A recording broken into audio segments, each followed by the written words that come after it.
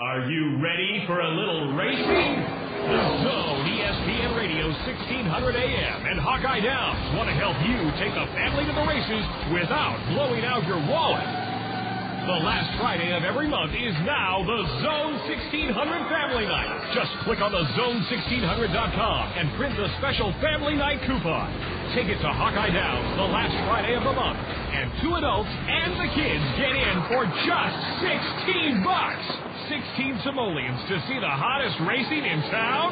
That's freaking unbelievable. Get your valuable coupon today at the worldwide headquarters of the Zone, thezone1600.com. And we'll see you at the Zone 1600 Family Night at Hawkeye Downs, the last Friday of every month, all summer long. Hawkeye Downs Racing. Another killer deal from your home of Hawkeye Downs Racing on the radio. The Zone, ESPN Radio, 1600 AM. You're listening to The Zone, ESPN Radio, 1600 AM, Cedar Rapids. We now leave our network programming to bring you the following special sports presentation. Let the good times roll with the fun of Kernel Baseball in the Zone. Bring your family, be your friends. This is where the fun never ends. Everybody knows when you're at the game, the good times roll. Hey, Kernels, let the good times roll. Cedar Rapids Kernels, let the good times roll. With the South Slope Communications Triple Play Show, here's the voice of the Kernels, John Rogers. And midweek greetings from southern Wisconsin, Pullman Field in Beloit, where the Kernels and Snappers are embroiled in a 4-game series that is tied at a game apiece. Monday night, the Kernels behind Bill Edwards edged the Snappers 3-2. Last night, the Kernels played well, but had a breakdown in the last of the 8th inning that cost them the ball game, a 7-3 victory for the Snappers. Beloit erased an early Kernel 1-0 lead and struck for 3 against starter Jesse Smith and never relinquished that lead. The Snappers have beaten the Kernels 4 out of 6 times. The Kernel record stands at 19-26, a game and a half back of both Burlington and Kane County in the Western Division first half standings. A real treat. Every time we visit Beloit, we get to visit with the man that's presided over the league for the last 19 years, George Spelius, Midwest League President, standing on deck, ready to come to the plate with you on the South Slope Communications Triple Play Show in just a minute. This is Kernel Baseball in the Zone. A triple play, a rarity on the diamond, but produced successfully every day at South Slope Communications in North Liberty. The South Slope Communications Triple Play consists of voice, video, and data communications for your home or business. Achieve your communications triple play with South Slope Communications. South Slope is committed to providing the latest communications technology to their members while continuing to give service second to none. South Slope can provide your home or business with just about everything that connects you to information. Digital wireless phones, long-distance plans, data home and business wiring, video conferencing, dial-up and high-speed internet service, fiber optic installation and termination, and coming soon to all local servicing areas, digital video TV service. South Slope also rents out a beautiful community center event room in their magnificent new building in North Liberty. When you need anything in the communications field, select South Slope Communications. Visit them at southslope.com. A trip to Beloit's Pullman Field wouldn't be a trip if it didn't include a visit with the Midwest League's longtime president, a real friend of all of minor league baseball, George Spelius. And George, I thought it'd be fun to talk about an unusual occurrence this past offseason. The Midwest League underwent the most affiliation changes during my 10 years in the league. Battle Creek, Lansing, Peoria, you here in Beloit, and Quad City all have new teams that they're affiliated with. Is that something that's good for the Midwest League, bad or inconsequential? Well, first of all, John, it's nice having you here in Beloit. And it's a treat getting your ratings up in Cedar Rapids as well. I had to get that in there. But as far as the teams that there have been affiliation changes with the major league teams, it's still baseball. That's the main thing. And it's nice that we have the professional baseball agreement that has one major league team for each minor league team. So when one gets unhappy or wants to move to greener pastures, they're there. Many people will say, and I'll use Beloit as an example, we had Brewers here 23 years. Now we've got Minnesota, great organization and all that, and they bring a new life to Beloit, I think. One said, well, we'll never get used to being with the Minnesotas. But I said, you don't have to like Minnesota. You can still like the Milwaukee Brewers, but this is the Beloit Snappers, and that's the team you're pulling for. And you'll watch these young men go up the ladder. So I think when there are those kind of changes, it doesn't offset the league whatsoever. It's maybe sometimes it's a blessing in disguise. Well, that's what I think it could be in your case, George, because Jack Rader, our general manager, knows Jim Rands and Terry Ryan very well. And when he heard Milwaukee was leaving Beloit, Jack, like everybody else, was flabbergasted and shocked. But then when he heard that you were getting the Twins, he thought it may be that true blessing in disguise. Right. They're real good people. Jim and I go back many years, as well as Terry. Terry's hometown is 10 miles from here, Janesville. He was born and raised in Janesville, Wisconsin. And so he's known here. He's not an outsider coming in. And, he's done so well with a small market team up there.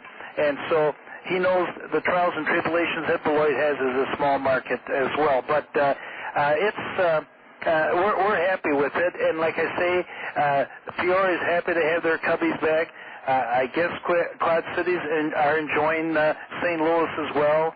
And there's been so many changes at Battle Creek, I can't even remember who's been there. But nevertheless, I think it's going to be good for the Midwest League. Well, thanks, George, for tackling that first question. And wanted to ask you a little bit about what you do in the off-season in terms of your professional development. You preside over one of the most prosperous and respected leagues in all of professional baseball, the Midwest League. We, members of the Midwest League, like to associate with other teams in the league and all the other minor league baseball teams at promotional seminars to learn about how to promote our teams, to add to the bottom line, to add more fun and entertainment to the fan experience. Do league presidents get together often and say, well, here's a good idea that we tried in our league? Do you do some sharing of ideas? Well, we do some, but I really have to take my hat off to the GMs. They get together and they, trade off good ideas, not only among themselves in this league, but with other general managers and other leagues as well. So, that's not really my bag completely, and that's why when you have a good GM, hey, that helps a lot. And my hat's off to the GMs. George Spelius is visiting with us from Pullman Field. He not only is the president of the Midwest League, but he has a long association with professional baseball here in Beloit. And, George, we are always asked about Pullman Field, and you've made so many improvements to it, yet you have also done feasibility studies in the past to possibly look at a new stadium for this community. Where is that on the drawing board? Is it a pipe dream, or is it soon to become a reality? Well, we're getting closer and closer, and I can certainly use Cedar Rapids, for example. They didn't do it overnight, and it's not happening here either, but we're getting much closer, to be honest with you, John, and we're zeroing in on 07 for a new stadium. That's all I can say right now. But that's wonderful news, George, and you're right. It took us 6 to 8 years of long-term planning, behind-the-scenes, grassroots working to get everybody to pull together. So the news is still promising. Well, you have to be patient, or you become a patient. So that's the way I look at it. So it's going to become a reality. Great news. We're going to take a break from Beloit's Pullman Field, where we're honored and privileged to have the president of the Midwest League visiting with us on the South Slope Communications Triple Play Show, George Spelius. Back in a minute, this is Colonel Baseball in the Zone. Hey, everybody, gonna get on down to Hometown Restyling. Hometown Restyling. For all your remodeling needs, satisfaction guaranteed. Hometown Restyling specializes in all of your home's interior, exterior needs. Visit our showrooms, one in Hiawatha, one in Coralville, and see the incredible possibilities. Windows, siding, sunrooms. Give us a call at 378-1221. Have you heard the great news? Mediacom has stepped to the plate to give girls and boys the chance to do cool stuff with the Kernels and at the stadium. As a member of the Mediacom Little Sluggers, you'll get to have an autograph session with the Kernels, take a tour of the stadium, watch a movie from the outfield grass, take batting practice with the Kernels, and participate in a story time with the players. Join the fun of the Mediacom Little Sluggers by registering online at Kernels.com. That's Kernels.com. George Spelius is our guest from Pullman Field at Beloit, Wisconsin, where the Kernels will play the third game of a four-game series with the Minnesota Twin minor leaguers. And, George, I wanted to finish up this evening by asking you about a concerted effort that's been made in Major League Baseball to try to speed up the game's tempo. They know, Major League Baseball and professional baseball, that the next generation of fans, kids, have grown up in an MTV society of instant gratification. One of baseball's great allures is its relaxed pace where you can carry on a conversation in the stands. However, Major League Baseball is trying to institute measures to speed things up. What do you think of it, and are there directives to the minor leagues to do the same thing? Well, they mention that, and you're at a ballpark for 2.5 hours, 2:45. I really don't think that's out of line, you know what I mean? And we're going to have those extra inning games, or games are going to creep over 3 hours. I watch NFL games, they go 3:15, 3:20. People freeze then. Well, we freeze too once in a while in the spring too, John, but, we don't do anything any different, and I think that's a bad rap that we're so darn slow and all that, and I don't think that's the fact, but, hey, these guys have to sell their goods and their foods, and all that. You got to make a little money, but I don't think we're out of line, and, we've had 2 quick games here the last couple of nights, so I think we're in the right direction. I don't expect to come here and play a game in an hour. We're not playing slow pitch. Well, that's exactly right, George, and I'm glad you made the analogy. An NFL football game, a noon game, usually gets over at 3:30, so baseball is certainly moving in the right direction, and it is not a contest to see who finishes the game in under 2.5 hours. George, thank you so much. We're going to get together with you again tomorrow morning before the series finale here at Pullman Field, and thank you for lending your expertise and your friendliness to our listeners across eastern Iowa. Nice being with you today, and we'll see you tomorrow. Sounds great. That's Midwest League's president, George Spelius, our South Slope Communications Triple Play Show guest. I'll have Game 3 starting lineups from Beloit, Kernels and Snappers when I return. This is Kernel Baseball in the Zone. Papa John's pizza, it's so good. Better is best, that's understood. Better call Papa John's tonight. Better call Papa, he's got it right. Better ingredients, better pizza. Papa John's. Attention baseball fans, call your local Papa John's for our home run special. Get a large pizza with up to 3 toppings of your choice for only $9.99. Papa John's. Better call Papa. When it comes to fun in the new Veterans Memorial Stadium, nothing compares to the Westdale Mall Mix 96.5 FM Home Run Hot Tub. As you bask in the soothing comfort of the Westdale Mall Mix 96.5 FM Home Run Hot Tub, you'll be taking in the action from a breathtaking perch just above the left field wall. Register for your chance to be drawn as the winner of the Westdale Mall Mix 96.5 FM Home Run Hot Tub by visiting Westdale Mall. It's a great evening for baseball, and we welcome you to Pullman Field in Beloit, Wisconsin, where this 4-game series between the Kernels and the Minnesota Twin farmhands is even at a game apiece. Good evening. I'm John Rogers, and I'm thrilled that you're alongside this evening wherever you're tuned in across eastern Iowa or from coast to coast on the Internet. Let's set the starting lineup for the third game of this 4-game series that will conclude tomorrow morning. An 11 o'clock start tomorrow. We'll have the South Slope Communications Triple Play show for you at 10:40 tomorrow morning. The Beloit Snappers have a record of 21-24. They've beaten the Kernels 4 of 6 this season, and their record is good enough for a tie for 4th place in the 8-team Midwest League Western Division first half standings. They are tied with the Peoria Chiefs, 7 games back of front-running Clinton and 2 games ahead of the Kernels. Skippering for the Snappers in his second year in the Midwest League, the youngest manager in the circuit, 30-year-old Kevin Bowles, Boles. He's the son of former Marlin manager John Bowles. For Beloit, leading off, switch hitting second baseman Angelo Fermin. Trevor Plouffe will play shortstop. He'll bat second, 19-year-old who was selected in the first round by Minnesota last year. David Winfrey, another 19-year-old, will hit third and be at the hot corner for Beloit. Batting cleanup is the first baseman. He's a Canadian, Mark Zamwish. Hitting fifth, he started Beloit's 3-run second with an opposite field double last night. Chris Brown, the designated hitter. Deacon Burns is making a bid to become the Midwest League's MVP. Burns in right field hit sixth. He's tied for third in the league with 30 runs scored. He's third in the league with 51 hits, and he's batting .300. Deacon Burns in right bats sixth. Hitting seventh for the Snappers is their center fielder, Terrence Patterson.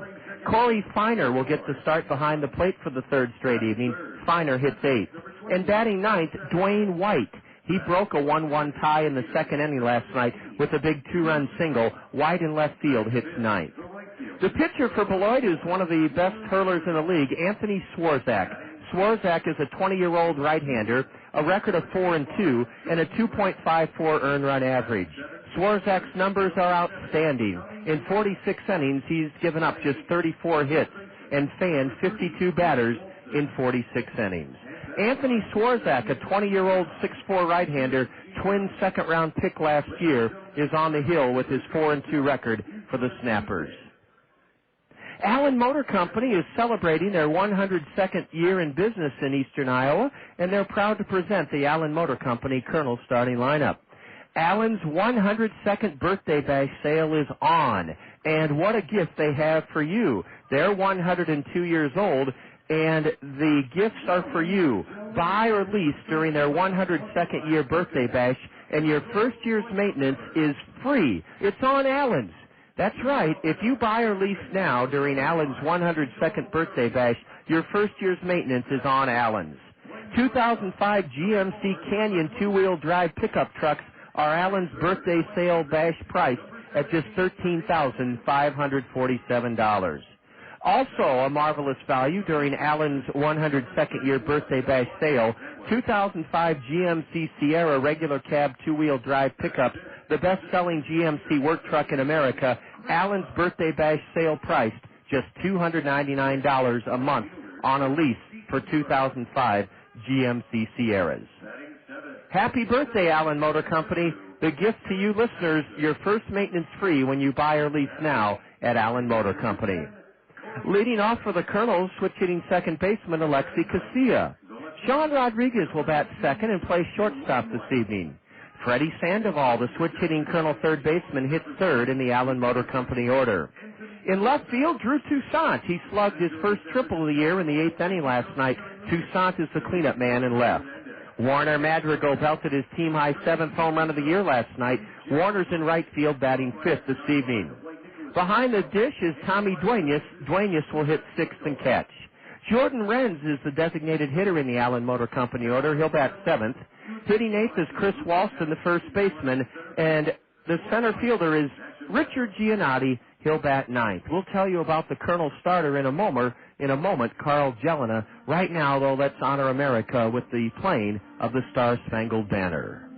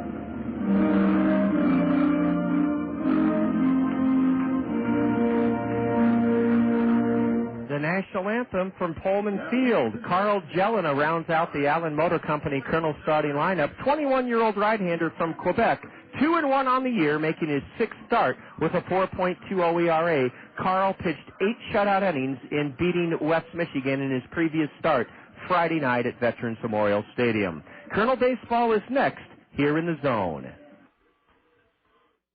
A triple play, a rarity on the diamond, but produced successfully every day at South Slope Communications in North Liberty. The South Slope Communications triple play consists of voice, video, and data communications for your home or business. Achieve your communications triple play with South Slope Communications. South Slope is committed to providing the latest communications technology to their members while continuing to give service second to none. South Slope can provide your home or business with just about everything that connects you to information. Digital wireless phones, long-distance plans, data home and business wiring, video conferencing, dial-up and high-speed internet service, fiber optic installation and termination, and coming soon to all local servicing areas, digital video TV service. South Slope also rents out a beautiful community center event room in their magnificent new building in North Liberty. When you need anything in the communications field, select South Slope Communications. Visit them at southslope.com. Before this one gets underway, let's introduce you to our Anderson and Brown Eye Care umpiring duo. Nick Monaco will call the balls and strike. Jeff Lascola on the diamond. Anderson and Brown Eye Care will be moving to their new location on Boyson Road on June 1st. That new location on Boyson Road, just west of I-380. Anderson and Brown Eye Care is the official eye care provider of the Kernels. 70 degrees, our game time temperature, sun shining brightly. This ballpark is as quaint and intimate as you'll find in the Midwest League. You heard George Spelius give you the good news that in all likelihood the Snappers will be playing in a new ballpark, and it looks like it might be up in Janesville, Wisconsin, and the new name of the team may be the Rock County Snappers. All of that pending, but good news from Beloit where they could have a new stadium by the year 2007. Alexi Casilla didn't play in last night's Kernel 7-3 loss. Alexi is a switch hitter, and in 8 games he's batting .207 for the Kernels. And Alexi Casilla is first up against tall right-hander, 6'4", 200-pound, 20-year-old Anthony Swarzak, S-W-A-R-Z-A-K. Sun is shining brightly. The game's first pitch is swing and a miss. Strike one on Alexi Casilla. The Snappers have an outfield of Dwayne White in left, Terrence Patterson in center, and Deacon Burns in right. They can all run very swiftly. Alexi looks at strike two called from the big right-hander, who is one of the best pitchers in the Midwest League in the first month and a half of the season. He's 4-2. He beat the Kernels earlier this month, May 3rd. Swarzak was a 10-3 victor over the Kernels. Alexi Casilla drives one hard into left center, but there's that fleet speed I talked about. Terrence Patterson scoots over to his right, and on the run, Terrence Patterson makes the grab. This Beloit outfield can really go get the baseball. One away, an 0-2 pitch, and Alexi Casilla flies to left center. That brings up Sean Rodriguez, the shortstop. Sean 1 for 2 last night, scored in the first inning for the Kernels and scored in the third inning. Rodriguez batting .257, 2 homers, 8 RBIs. Sean with a slightly open stance and a pronounced knee bend. Takes a big curveball in for a strike called. We're just underway in Beloit. Afternoon action featured on the national scene, ESPN, this afternoon at Miller Park. A fastball is low and in, according to Nick Monaco, the plate umpire. State Farm Insurance agents Dale Thompson, Al Shetler, Lanny Peterson, and Gary Schubat will bring us the finals from this afternoon on the State Farm Major League scoreboard. There was action at Miller Park, just 70 miles from Beloit.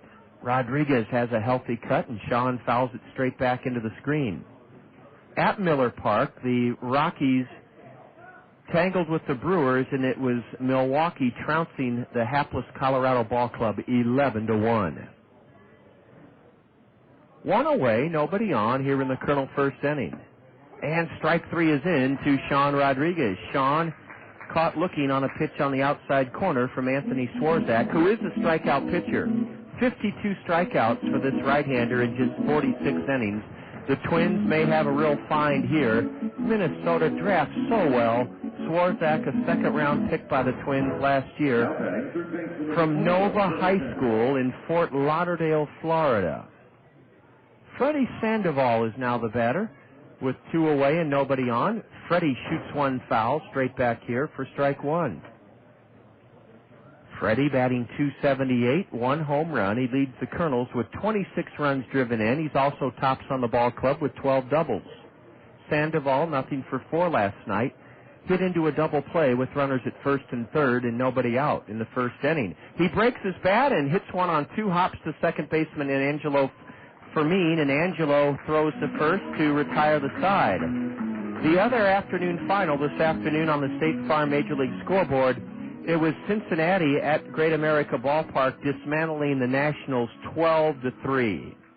We go to the bottom of the first inning here in Beloit. The Kernels down in order in the top half of the first. Kernels nothing, Snappers coming to the plate. This is Kernel Baseball in the zone.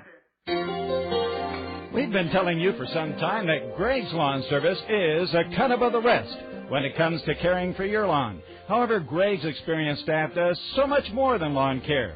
They offer complete landscape design and installation, concrete curb edging, grading, sodding, and hydro seeding. Yes, Greg's is a complete lawn care service, and they welcome the opportunity to show you why they are a cut above the rest.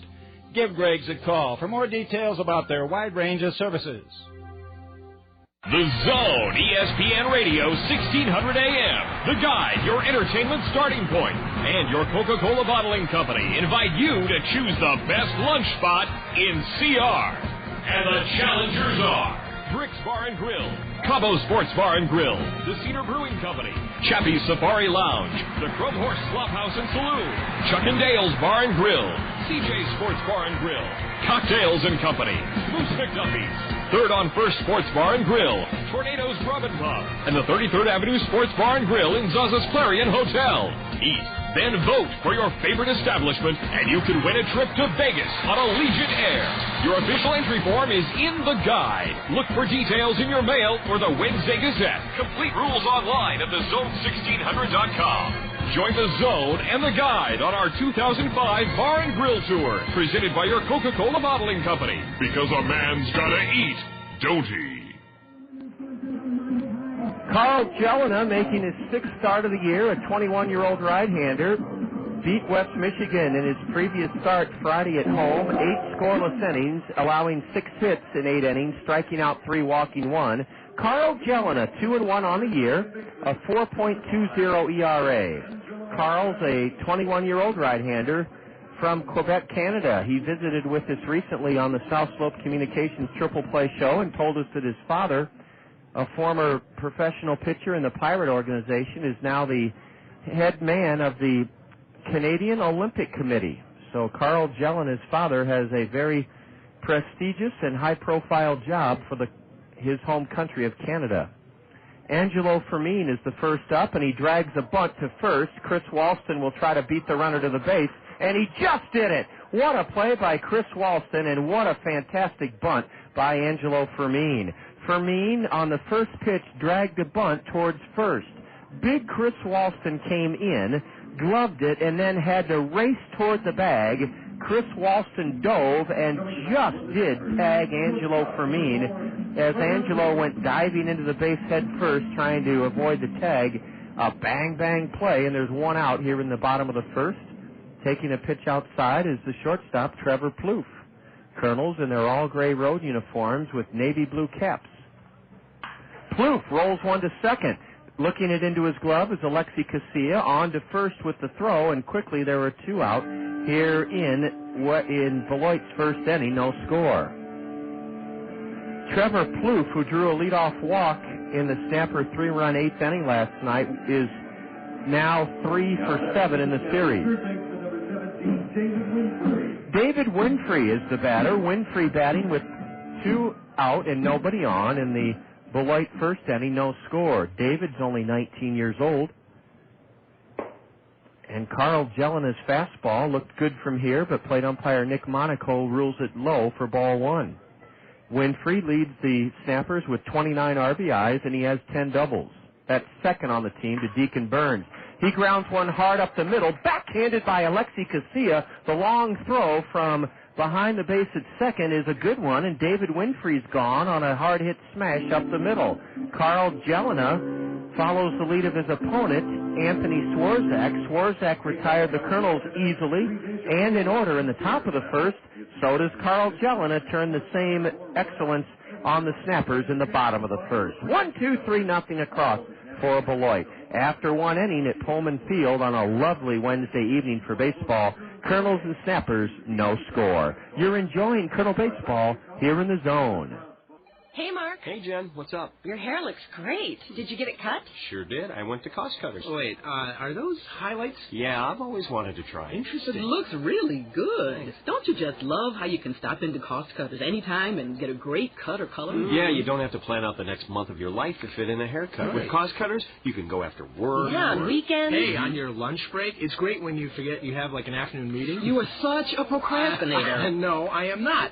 Okay, maybe I am. Yeah. Now, Mark, are those chestnut or caramel highlights? I don't know what color they are. All I know is that it looks good. Cost Cutters is the only salon for me. You should be like the official spokesmodel for Cost Cutters. Spokesmodel. No, exactly. Hey, Don't you he's think? working on it. Oh, guys, come on. Work a little.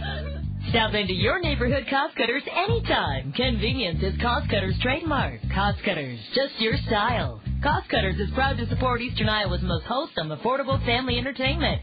Cedar Rapids Kernels Baseball. We've been looking at houses all day. I hope this one's better than the others. Hey, it looks pretty nice to me. Oh, I don't know. It's kind of small. Yeah, but the location's okay. I mean, it's convenient to the airport. Finding the right home shouldn't be this hard. An experienced RE/MAX agent can help you find the perfect home, across town or around the world. Visit your nearby RE/MAX office today. Nobody sells more real estate than RE/MAX. Outstanding agents, outstanding results. Each office independently owned and operated.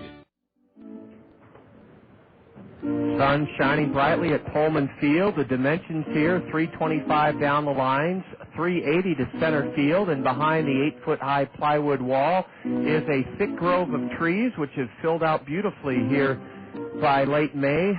They have all budded and are adding to the beautiful surroundings and ambiance of this quaint ballpark.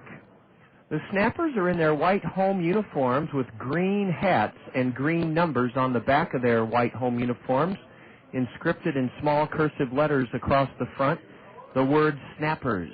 Drew Toussaint belted an eighth-inning triple last night. He was the tying run at third with only one out against J.P. Martinez, but Martinez struck out the next two Kernels, and that was the turning point in the game. Toussaint hitting .284, swings and misses at the first delivery from Anthony Swarzak to open up the Kernels' second inning, no score. Drew lofts one into right. Deacon Burns, battling the sun out there, dances a few steps to his left and has it. Drew Toussaint flies to right, leading off the Kernels' second inning.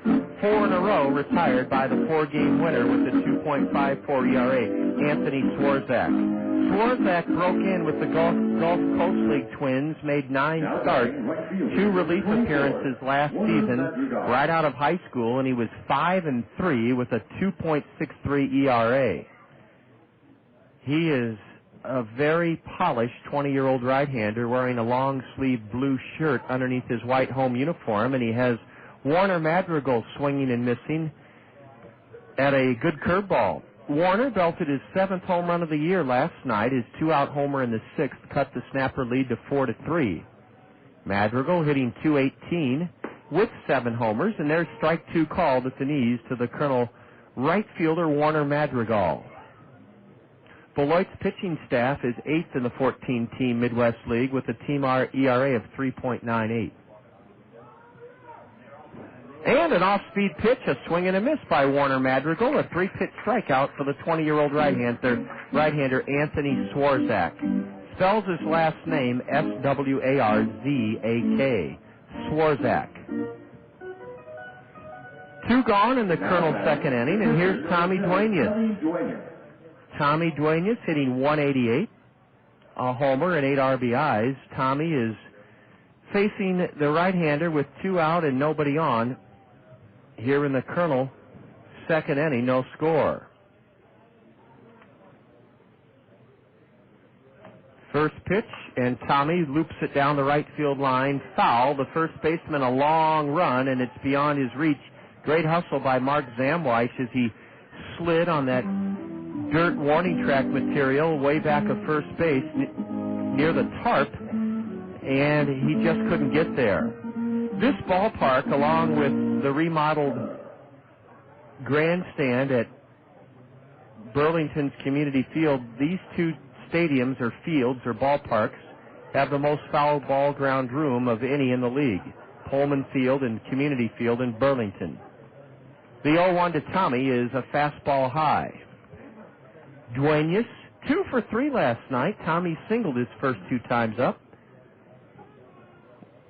1-1 to the right-handed hitting catcher who batted .211 as a Colonel a year ago with 10 home runs. A high pop foul drifts out of play behind home plate, and that puts Duenas in the hole 1-2. Well, Anthony Swarzak is proof that a good live fastball is still one of the toughest pitches to hit in baseball. He just comes right after you with good thunder. He's made it look easy so far, but we're only in the second inning. Outfield plays Tommy Duenas straight away. He uses a black lacquer bat. And delivering high for ball 2 is Anthony Swarzak. The scoreboard here at Pullman Field, there's actually one scoreboard and then a huge board next to the scoreboard to its left that has lots of advertising panels on it. 6 of them to be specific. Swing and a miss on a high fastball.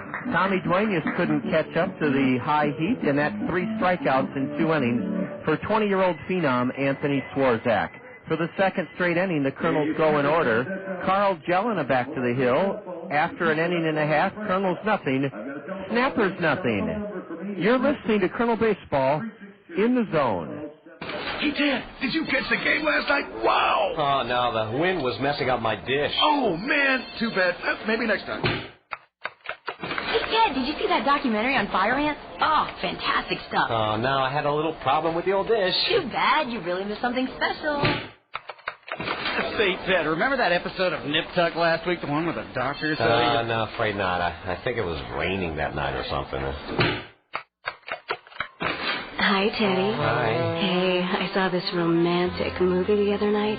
It made me think of you. Oh, I meant to, but I think there was some bad weather going on. You know, Ted, I could really see getting together once in a while, but, I don't know if I want a dish relationship. Oh, man. Want a weatherproof way to watch television? Get rid of that dish and call Mediacom to learn about our 12-month $29.95 offers. Call today at 1-800-800-CABLE. That's 1-800-800-CABLE. Kelly's Auto Center in Iowa City is the home of the nationwide 6-month, 6,000-mile warranty. Whether it's across town or across the country, you'll drive with confidence in a Kelly's car. Each of Kelly's vehicles receives a strict 110-point safety inspection to make sure you receive the quality used vehicle you've come to expect from us. A qualified mechanic checks each car, truck, and van bumper to bumper. For peace of mind on your next vehicle purchase, stop by and see Brett or Tim at Kelly's Auto Center at 510 South Riverside Drive in Iowa City. Second inning, and no score. Neither team has had a runner reach base in the early going. Mark Zamweich, a 24-year-old left-handed batter, a Minnesota Twin 42nd-round pick 2 seasons ago out of the University of British Columbia, will face right-hander Carl Jelena, a Canadian against Canadian matchup, and a changeup drops in at the knees. Strike 1 to the cleanup batter. Mark Zamweich, nothing for 3 last night, walked in the third inning but was thrown out on a pitch out trying to steal second. He taps one to second on 2 hops. Alexi Casilla has been playing pepper with the opposition, the Snappers. That's the 3rd straight Beloit hitter that is grounded out to Alexi Casilla at second base. 1 out in the Beloit second inning. Here's Chris Brown. Brown had one of the key hits in last night's snapper win, a leadoff opposite field double down the right field line that started Beloit's 3-run second against Jesse Smith. A curve from Carl Jelena outside to the right-handed hitter, Chris Brown. He's batting .205. No homers, 5 RBIs. He bats from a deep squat and takes a strike at the knees. Brown has played in 22 of the snapper 45 games. So he plays about every other game. He swings hard and misses at a Jelena breaking pitch. Strike 2 to Chris Brown. Brown was 2 for 3 last night. He's from Florida Gulf Coast University. Boy, does that sound like a delightful place to matriculate. Swing and a miss by Chris Brown, and so far, Carl Jelena is matching Anthony Swarzak pitch for pitch. Brown has gone swinging for the first strikeout recorded by Carl Jelena. Deacon Burns is a handful for anybody in the Midwest League. Deacon is among the league leaders in a number of offensive categories. He's batting .300 with 3 homers, 23 RBIs. This little fella, 5'8", 190, is second in the Midwest League with 22 extra base hits, taking all the way with the bat resting on his shoulders. Deacon looks at a strike. Deacon Burns, 2 for 3 last night, including a home run over the center field wall, takes a changeup just outside. Deacon Burns' leadoff blast in the 4th inning made it 4-2 Beloit. They won it 7-3.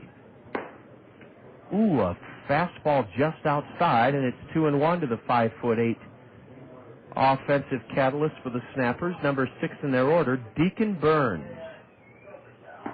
Swing and a miss as Carl Jelena tied him up with a pitch in on his hands. Deacon steps out.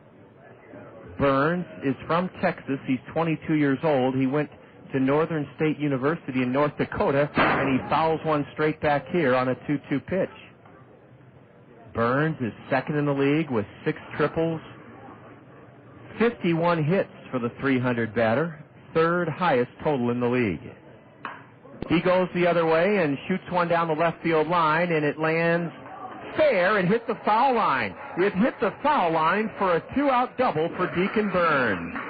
Deacon Burns has his 14th double of the year, his 23rd extra base hit of the season. He lofted what looked to be a harmless fly ball down the left field line, and I'll be darned, it hit the foul line. Drew Toussaint had to scurry over to prevent Deacon Burns from trying for his 7th triple of the year. All Burns did was stick the bat out and loft it down the left field line, and he's rewarded with his team-high 14th double of the season. It hit the foul line. And the right call was made by plate umpire Nick Monaco. Here's Terrence Patterson looking at a curveball. Looked good from here. Ball 1 apparently low. Terrence Patterson drove in 2 of the Snappers' 7 runs in their victory last night. He went 2 for 4.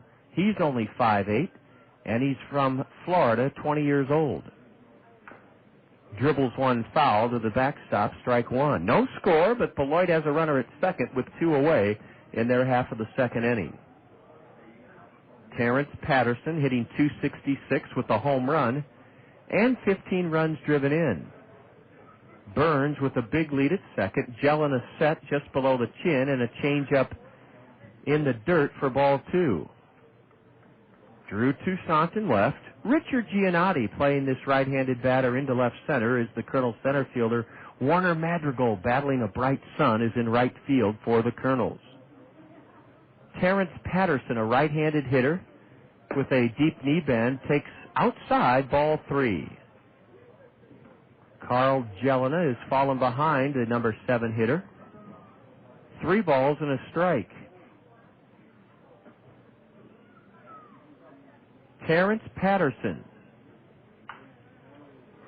squibs one foul right between the legs of catcher Tommy Duenas, and that's strike 2. Now Deacon Burns will be off and running on this 2-out full count delivery from the Colonel's 21-year-old right-hander, Carl Jelena, Gelinas. There goes Burns, instead a throw to second, and it was Alexi Casilla, who hadn't quite arrived at the base, that had to turn his wrists over and catch that one in the heel of his mitt. No tag on Deacon Burns. We were expecting Colonel Director of Media Relations Todd Brummelkamp to join us this evening, but so far we haven't seen a sign of him. Patterson reaches across the plate and chips one foul into the backstop to stay full on the count, 3-2. Hope Todd is safe in his journey over here. He was looking forward to taking in a game under these beautiful conditions, sunshine and 70 degrees. Jelena's next 3-2 pitch, and this one is bounced foul outside of third. Second 3-2 pitch that Terrence Patterson is fouled off. This Beloit team ranks right in the middle in terms of batting average in the Midwest League. They're 7th of 14 teams. They're hitting .249 as a team. Colonel pitching staff with a 4.53 team earner on average. That's 14th of the 14 teams in the Midwest League.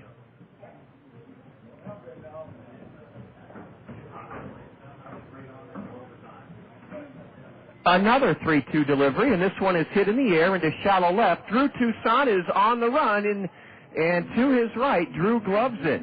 Terrence Patterson was jammed and lofted one down the line and left. Drew Toussaint read it well, broke quickly to his right, and near the line, Drew nabbed it to end the inning. Carl Jelena pitches out of around a two-out double by one of the league's best hitter, Deacon Burns, gets Terrence Patterson to fly to left. No runs, one hit for Beloit in the second. No Colonel errors. The Snappers leave a runner, their first stranded of the game. And through 2 innings on a beautiful Wednesday evening, Kernels and Beloit no score. You're tuned to Colonel Baseball in the Zone. I'm Dave Shea. For 35 years, I was a news anchor for Channel 2.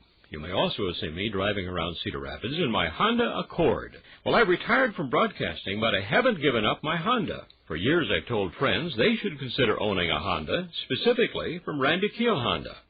Randy is a local dealer with 13 years of experience in matching drivers to the right vehicle. He has a fine selection of new Hondas, as well as quality pre-owned vehicles. And more than just a reliable service department, Randy Keel Honda offers Confidence, a 7-year, 100,000-mile warranty on every new vehicle sold.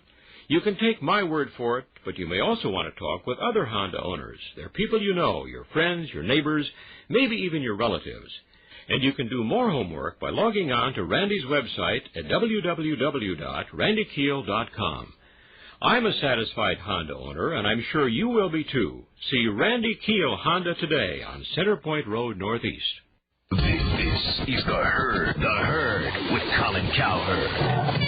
Hello? Yeah, this is Aaron from Georgia. I just wanted to tell Colin that he's a genius, man. Oh, hold on. Let me get Colin for you. Stay there. I'll get Colin for you. Hold on. Let me. Alright, come here. Yeah, there he is. Yeah, go ahead. This is Colin. Colin, man, you're a genius. I agree totally with you about the pitching stuff. Thank you. I feel like I'm a genius. Don't be left out of The Herd. Only on ESPN Radio.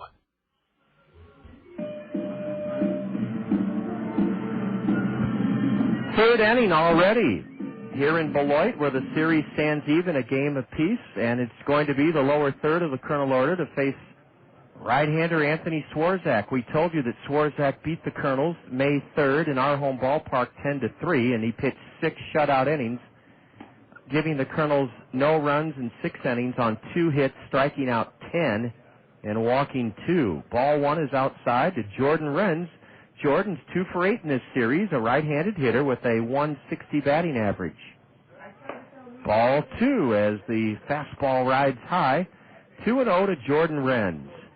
We have a winner to congratulate from last night's Colonel Roadshow Trivia Challenge. And we'll repeat the question, give the answer that won the winner the prize. A 2-0 delivery is a strike into Jordan Renz. He was taking all the way. We'll have another chance for you to earn a prize from the Bim Ritter Diamond Shop. In the 6th inning, we're already in the top of the 3rd on a perfect night for baseball in southern Wisconsin. There's strike 2 on the outside edge to Jordan. It's 2-2. Renz, Walston, Giannotti, the lower third of the Allen Motor Company order here in the top of the 3rd inning. Jordan using a brown rust-colored bat with white tape on the handle. Looks at strike three call. That's what a great pitcher Anthony Swarzak is. He fell behind 2-0 and then threw three pitches that Jordan Wren took for strike three. Let's see if Chris Walston can become the first Colonel to reach against this good-looking Minnesota Twin prospect, Anthony Swarzak. Well, last evening, our Colonel Roadshow Trivia Challenge question, what Hall of Fame manager earned the nickname Captain Hook for his propensity to yank his starting pitchers prematurely during the mid-1970s? Mitch Emmons of Mount Vernon, Iowa, won the prize from the Bim Ritter Diamond Shop by emailing us the correct answer. And the first pitch to Chris Walston is in for a strike. A curve and a swing and a miss by Chris, strike two. Right now, the Colonels look completely at the mercy of Anthony Swarzak. He is in total command. What a mound presence he has for a 20-year-old second-year pro. The answer to the Colonel Roadshow Trivia Challenge question given by Matt Emmons of Mount Vernon, Iowa, Sparky Anderson earned the nickname Captain Hook. Swing and a miss by Chris Walston, a three-pitch strikeout, and we are seeing a special pitcher here tonight so far. 4 strikeouts in a row for Anthony Swarzak. The Colonels look rather overmatched right now, but again, it's early. It's very, very early. Richard Giannotti likely to try to bunt his way on with 2 out, and that's why David Winfrey is in on the grass at third. Swarzak is simply overpowering the Colonel hitters here in the first 2 2/3 innings. He takes something off a pitch, a swing and a miss by Richard, strike one. Yes, Captain Hook was Sparky Anderson. Mitch Emmons of Mount Vernon, Iowa knew that. And Sparky Anderson was criticized for not letting his starters back in the era of the Big Red Machine go 9 innings. That was what was expected back then. A high drive hooking foul into the Colonel bullpen where the sun is shining brightly. Strike 2 to Richard Giannotti. You remember that Big Red Machine for its offense. Their starting pitchers, well, some of them I remember. Jack Billingham, Don Gullett, Freddie Norman, Mario Soto. But Captain Hook often didn't let them finish what they started. A check swing and a tip foul into the mid of the catcher, strike 3 swinging on Richard Giannotti. 5 strikeouts in a row for Anthony Swarzak. He looks like the second coming of Nolan Ryan here tonight, except with control. He strikes out the side in 3 perfect innings.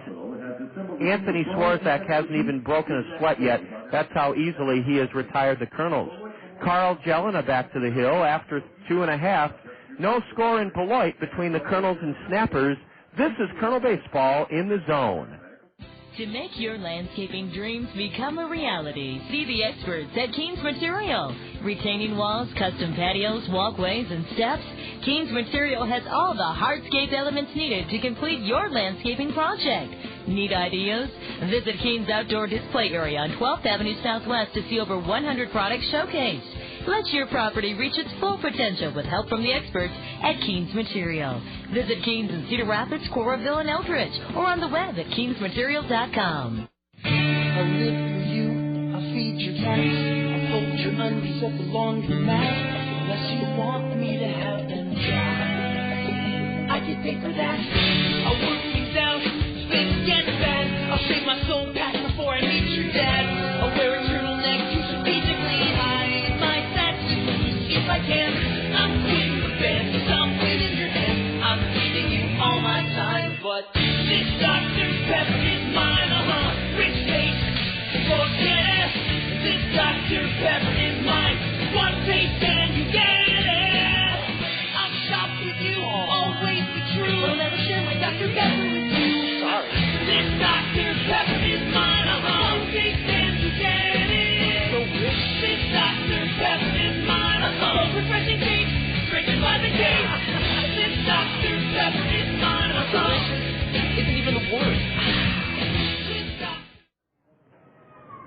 If you're just tuning in, great to have you with us. You'll be surprised to know that we're already in the bottom of the third inning, a game that started at 6:30, and a strike is called to Corey Feiner, the number 8 hitter for Beloit. Now he drills a fastball into left for a base hit. Corey Feiner has a leadoff single, and that's the second hit surrendered by right-hander Carl Jelena. A 147 hitter, Corey Feiner singles into left. And the way Anthony Swarzak is pitching, Carl Jelena is going to have to try to keep the Snappers at bay for as long as possible, because Anthony Swarzak has fanned 5 Kernels in a row, and he struck out 6 in just 3 innings. Change-up is in to Dwayne White, a left-handed batter. White had the key blow in the Beloit win last night, a 2-run single in the second inning that made it 3-1 Snappers. He's a left-handed hitter with a .319 average, a homer, 11 RBIs.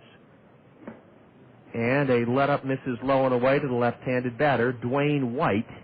He's played in 19 of the 45 games for the Snappers. Dwayne is from Kansas University, the same school that produced our former Colonel catcher, Brent Del Chiaro. A bouncer to second. Casilla's only play will be to second, and he throws in time to get the sliding Corey Feiner. Well, Alexis Casilla has now his 4th assist of the evening. A high Baltimore chop to shallow second.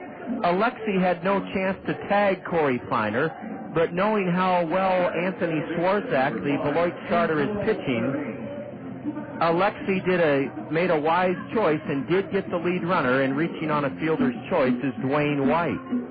Runner at first with 1 out, and the batter is Angelo Fermin.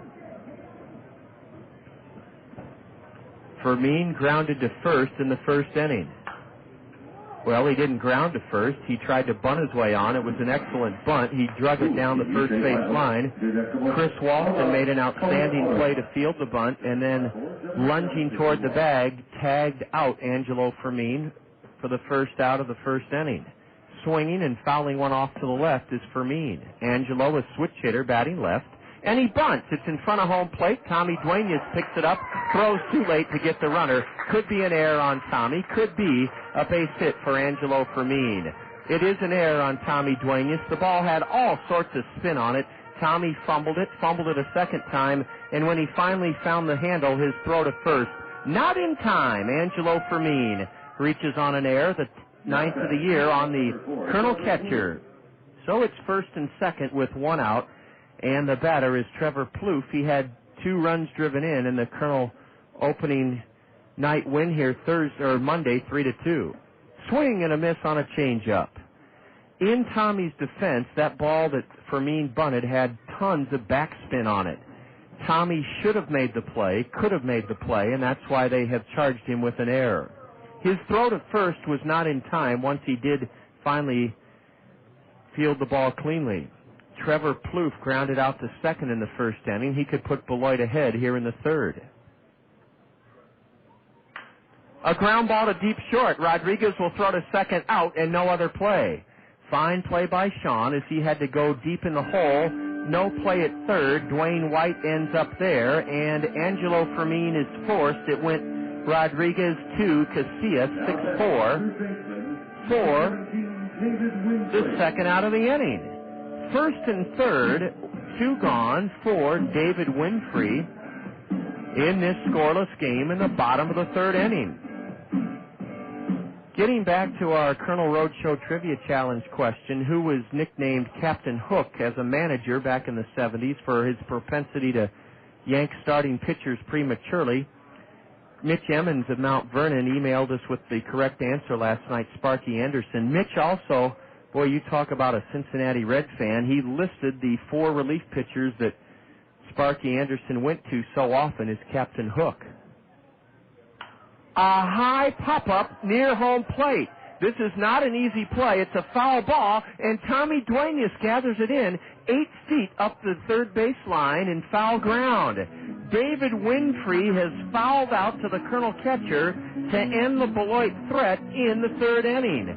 The Snappers had runners at first and second, 1 out, and Carl Jelena prevented them from taking the lead. In the third, no runs for Beloit. 1 hit, 1 Kernel error. The Snappers leave a pair. They've stranded 3.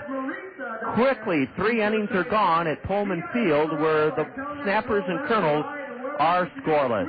You're enjoying Kernel Baseball in the Zone. And it is done. We attack at lunch. No, they will expect that.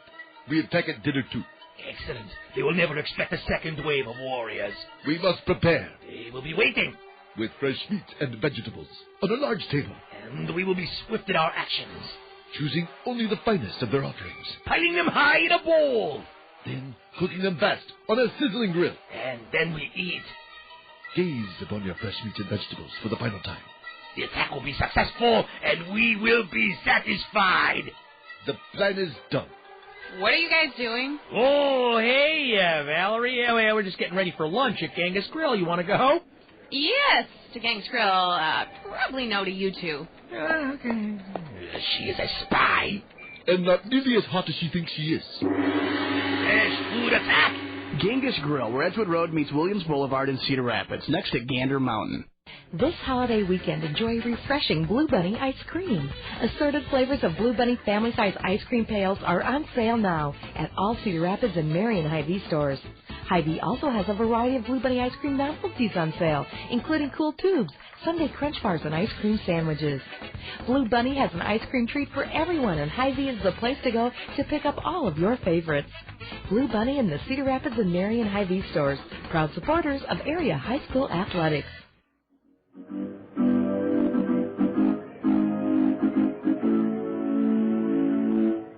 We're already in the top of the 4th inning in a scoreless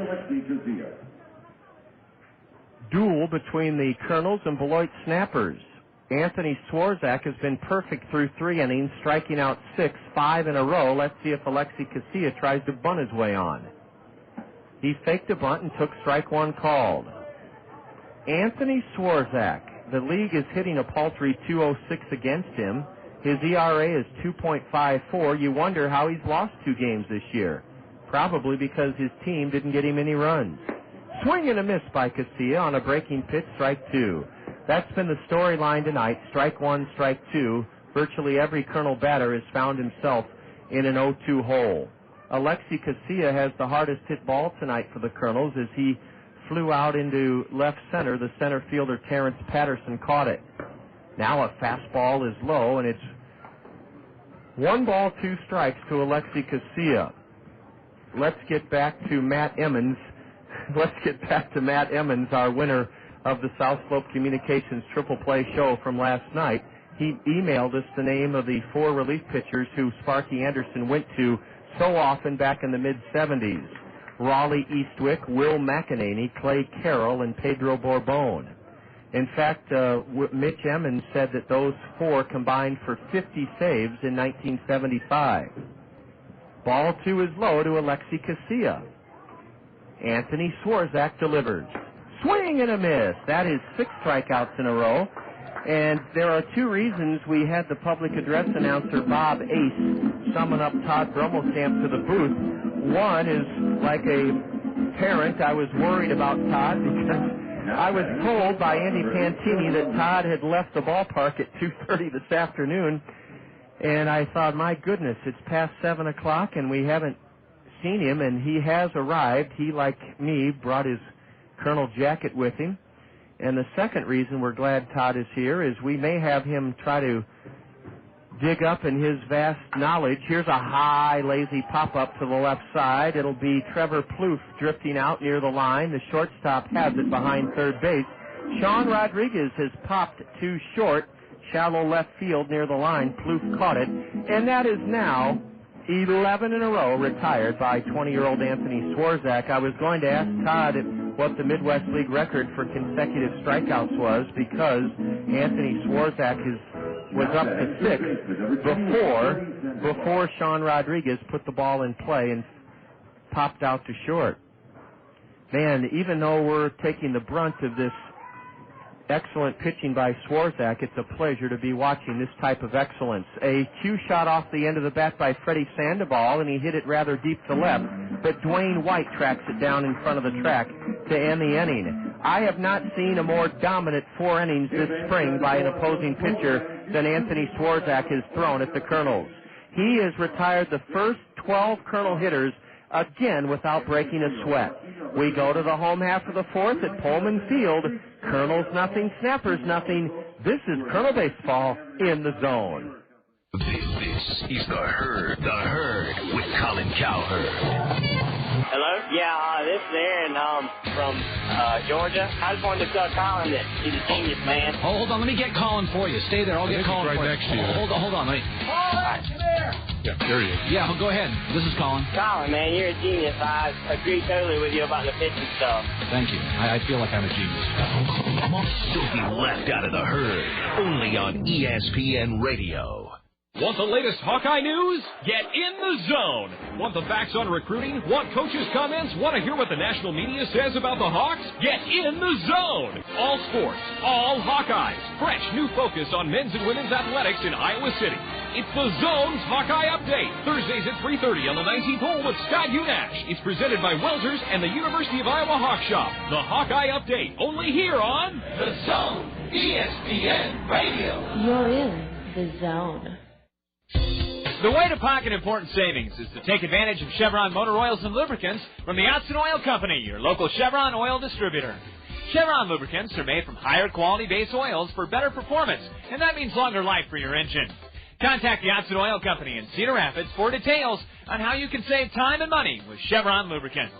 The Otson Oil Company, serving Iowa with quality lubricants since 1933. Visit Otson Oil Company at www.otson.com. Here we go to the bottom of the 4th inning already. And Todd Brummelkamp has arrived safely, and he'll be helping us in the 6th inning with the Colonel Roadshow Trivia Challenge question. A high fly ball on the first pitch of the 4th, stroked down the line and left, and riding over quickly in foul ground to make the grab is Drew Toussaint. Mark Zamwish flies to left, and there's 1 out already in the bottom of the 4th inning. Well, it's ironic that we talked to George Spelius about Major League Baseball's effort to speed up the pace of big league games, and this game is going along at the pace of a hockey game. We're in the bottom of the 4th, no score, and Carl Jelena paints the outside corner a strike to Chris Brown.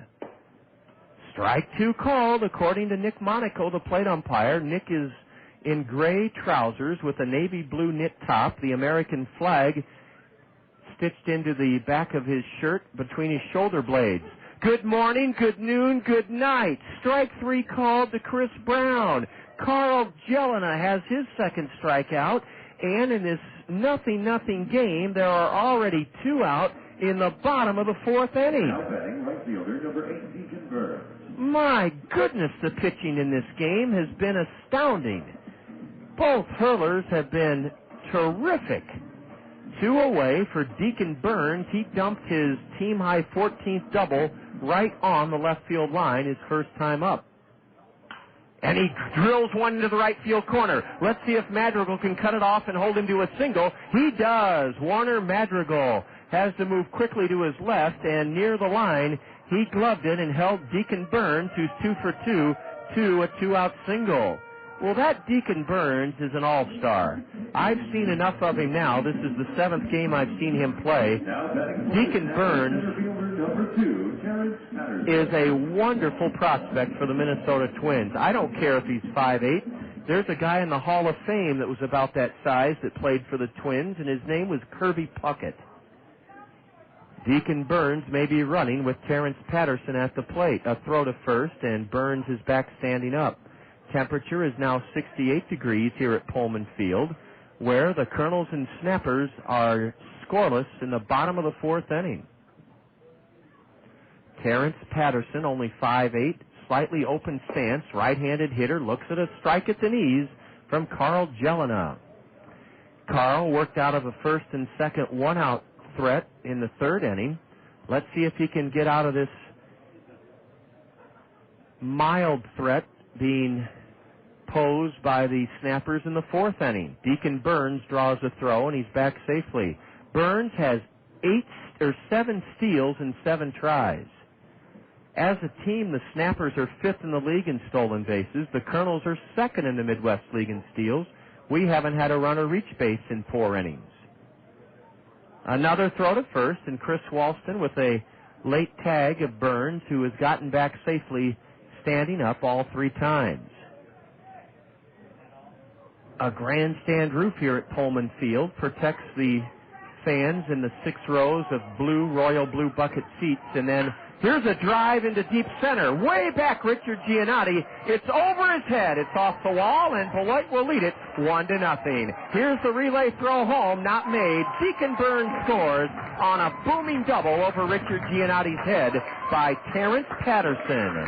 And it's 1-0 Snappers here in the bottom of the 4th inning. It all happened with 2 out. A 2-out single by who else? Deacon Burns.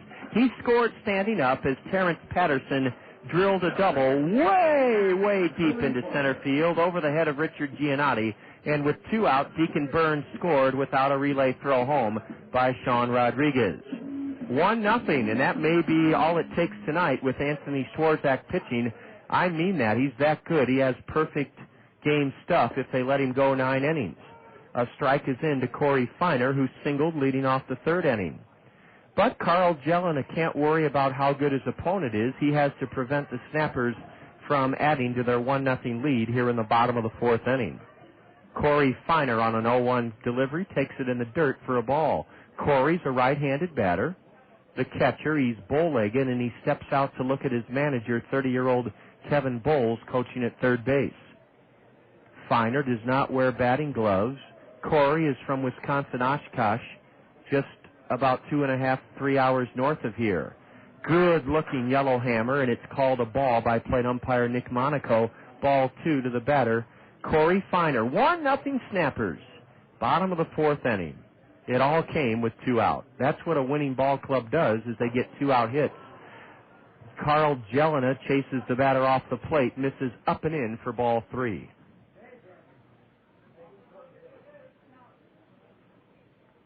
Patterson with a walking lead off first, wears his batting gloves in his hands, carries them, that is. And now Tommy Duenas out to the mound. Well, Beloit's out hit the Kernels 4-0, and they lead it 1-0 here in the bottom of the 4th inning.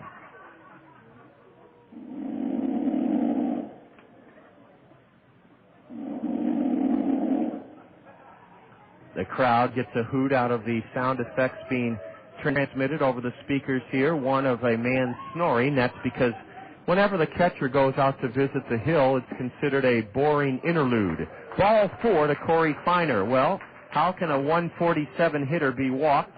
He was. And it's 1st and 2nd with 2 out for Dwayne White. And here comes the Colonel pitching coach, Kernan Ronan, to try to help out Carl Jelena. Everything looked great with 2 out in this 4th inning until Deacon Burns singled down the right field line, and he scored all the way from first on Terrence Patterson's drive over the head of Richard Giannotti off the base of the 380-foot mark in center. Then Corey Feiner just walked, and as Kernan Ronan heads back to the Colonel first base dugout, a reminder that we start an 8-game homestand with the Memorial Day weekend series this Friday night, 6:30 against South Bend. Saturday, the game starts at 5 o'clock, and there'll be fireworks following the game. A 5 o'clock start this Saturday, the 28th, at Veterans Memorial Stadium with post-game fireworks. A ground ball to short should be easy for Sean Rodriguez.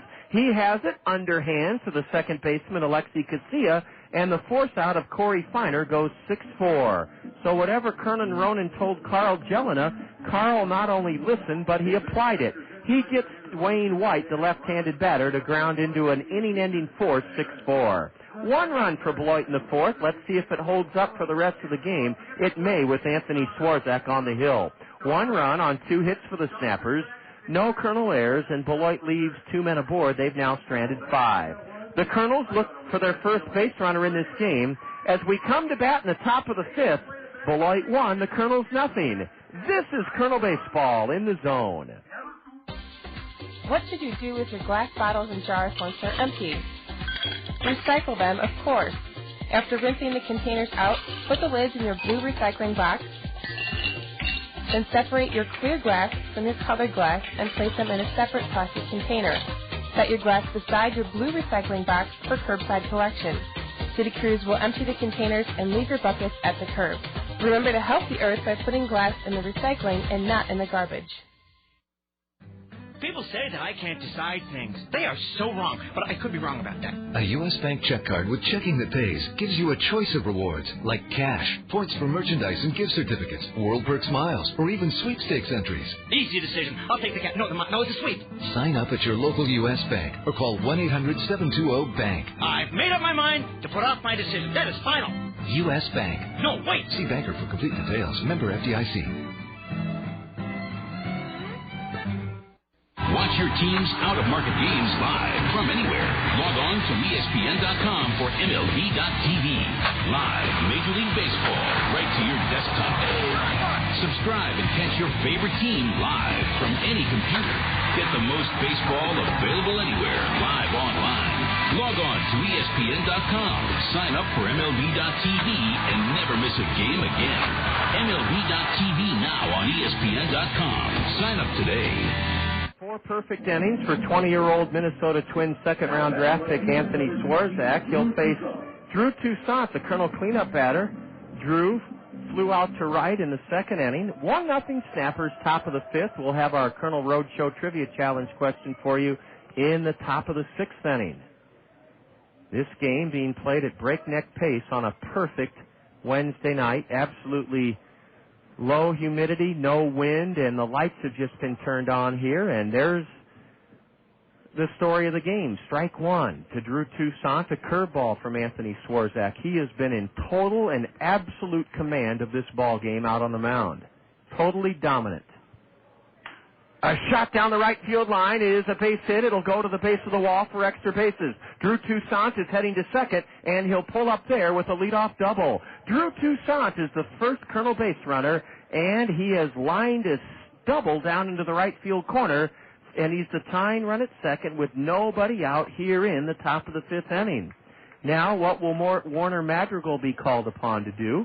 Will Warner be swinging away, or will he be bunting? And you're probably scratching your head saying, John, why would you have your leading home run hitter try to lay a bunt down with a runner at second in the fifth inning? Well, the only reason I'm suggesting that might be the strategy Bobby Magallanes may use is that runs are going to be hard to come by tonight against this phenom, Anthony Swarzak. Drew Toussaint took him the other way and drilled a double into the right field corner to start the fifth inning. Is Madrigal swinging away or bunting? He takes low for ball one.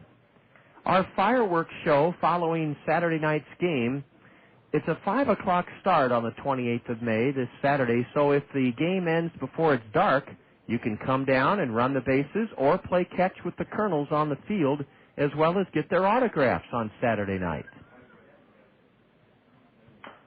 A number to shallow third, a foul ball, fielded backhanded by David Winfrey right in front of Bobby Magallanes, the Kernel manager. Now, another thing that Warner Madrigal may try to do here, or what he should be trying to do, is go the other way and hit the ball on the ground to the right side of the Beloit infield. If Warner can do that, he will get Drew Toussaint, the tying run, over to third base. Drew is at second with nobody out. He's the tying run in a 1-0 game here in the top of the fifth inning. Long look by the Beloit right-hander. His curveball is mashed foul behind Bobby Magallanes, coaching at third, and Warner Madrigal finds himself in a 1-2 hole. So far, Warner hasn't given any indication of trying to hit the ball to the right side of the infield, and that surprises me.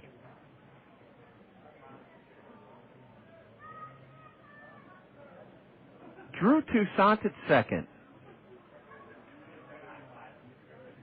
From the stretch, the pitch hits Warner Madrigal. Warner Madrigal is hit on a 1-2 pitch, and that ball hit him in the left forearm or wrist. Warner's as tough as they come. He is struck by the pitch. That's the third hit batsman this season in this is his 10th start for Anthony Swarzak. He strikes his fourth batter, and this is 10th start. And now Tommy Duenas may be called upon to bunt.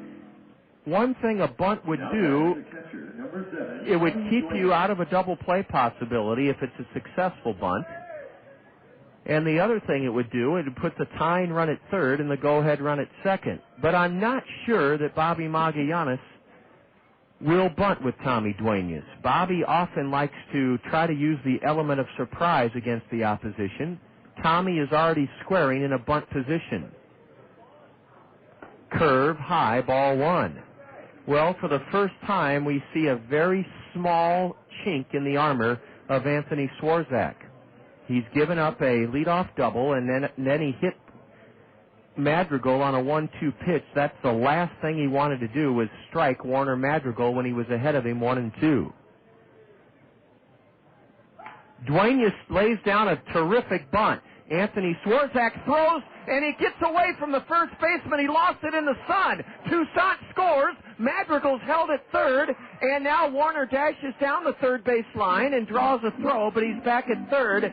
The first baseman, poor Mark Zamwish, lost that throw in the sun. He lost it in the sun, and the Kernels have tied the game 1-1, have a runner at third, another runner. The batter, Duenas, winds up at second, and I'm glad I don't have to make a ruling on that. How do you charge a guy with an error when he loses it in the sun? But you have to. It'll be a sacrifice for Tommy Duenas. E3, the error on the first baseman, because it was a good throw, and he lost it in the sun. So it's second and third with nobody out. What a big break Mother Nature has given the Kernels. The sun is the reason the Kernels have tied this game and have runners at second and third with nobody out. Ball one high to Jordan Renz. You never like to see anyone play with a handicap because of the conditions, and Mark Zamwish had that exact misfortune. The throw by Swarzak on Duenas' bunt was perfect, but Zamwish lost it in the sun. Now a swing and a miss by Jordan Renz on a 1-0 pitch. 1-1 to Jordan. Well, we're tied at 1, and the Kernels have a great chance to take the lead here in the fifth inning with runners at second and third and nobody out. Duenas' bunt was to the right of the plate, to the right of the mound, good enough to sacrifice the runners to second and third. Swing and a miss by Jordan Renz on a changeup, strike two. The infield is back for Beloit, so Jordan will likely try to shorten up his swing, bat from a lower crouch, and somehow try to put the ball in play. If he puts the ball in play, there's a good chance the Kernels will take the lead in this game. Ooh, he fouls it straight back. Jordan had a good rip at that pitch. It was right up in his wheelhouse. 1-2 strikes. The count remains to Jordan Renz here in the top of the fifth inning at Pullman Field. We're tied 1-1. Now the right-hander steps off the rubber. Madrigal went to third on the error made at first by Mark Zamwish. The batter, Tommy Duenas, ended up at second base on his sacrifice bunt that results in a game-tying run. Jordan Renz still battling. Fouls one away, straight back. Jordan's had two good swings at 1-2 pitches. Why has he had good swings? He has choked the bat up about a quarter of an inch, lowered his stance, narrowed his stance, and all of those fundamental adjustments allow a batter to try to put the wood on the baseball when he's in the hole 1-2. In other words, Renz has adjusted. He's made an adjustment. Swing and a miss on a high curve ball. Jordan Renz unable to put the ball in play. Fans, and that is the seventh strikeout for Anthony Swarzak. Well, that's too bad. Jordan battled and battled, but could not put the ball in play. And now it's flat up to Chris Walston if the Kernels are going to try to take the lead in this game. The reason I say it's flat up to Walston, you don't want Walston to leave it up to Richard Giannotti. Richard Giannotti's the on-deck hitter, and Chris Walston wants at least a fly ball or even a ground ball here. Even a ground ball to anybody but the third baseman would likely bring home the go-ahead run, Warner Madrigal. Chris Walston struck out his first time up. second and third, one out, 1-1 the score here in the top of the fifth inning at Pullman Field in Beloit. And shooting one foul off the end of the stick off to the right is Chris Walston, strike one. Chris Walston is hitting 189, 2 home runs, 2 RBIs in 11 games for the 6'6" right-handed slugger out of San Diego, California, Chris Walston. The Kernels hope for at least a fly ball. Tougher to do than to describe against this 20-year-old prospect for the Twins, Anthony Swarzak. A high pop foul. This will not get a run home. Drifting into foul ground and making the catch is Mark Zamweiss. The sun didn't bother him on that one. Doggone it. You have runners at second and third, nobody out, and you have nobody to blame but yourself for not getting the go-ahead run home. You strike out and foul out to first. And that is not good fundamental baseball. Yes, you give some credit to the pitcher where credit is due, but, man, you've got to get a run home. When you've got runners at second and third with nobody out, you've got to get one of those men home. And the Kernels have failed to do so, so now they put it all in the hands of Richard Giannotti. Well, what a chance for Richard to pick up his teammates, Renz and Walston, who could not come through with something good. Swinging a foul over the backstop, strike one to Richard Giannotti. If it not had been for the sun that obscured the view of the throw from Swarzak to Zamweiss, Anthony Swarzak would be out of this inning. And the sun is no longer a factor, believe it or not. It was just at the exact moment that Swarzak threw that ball that he fielded the bunt by Duenas that the first baseman was blinded by the sun. Ground ball to first, backhanded, knocked down, and it's an underhand toss to the pitcher to end the inning. Well, a turning point, a real turning point in the game. The Kernels will have to look back at the fifth inning as the reason that they did not succeed in getting to Anthony Swarzak tonight. Sure, they tie the game with 1 run on 1 hit, 1 Beloit error. They leave 2, but get this. The Kernels had runners at second and third with nobody out, and they did not score, and that is inexcusable. The last out of the inning goes first baseman to pitcher covering 3-1. And as we go to the bottom of the fifth inning, Kernels 1, Snappers 1. You're enjoying Kernel Baseball in the Zone. Do dragonflies really breathe fire?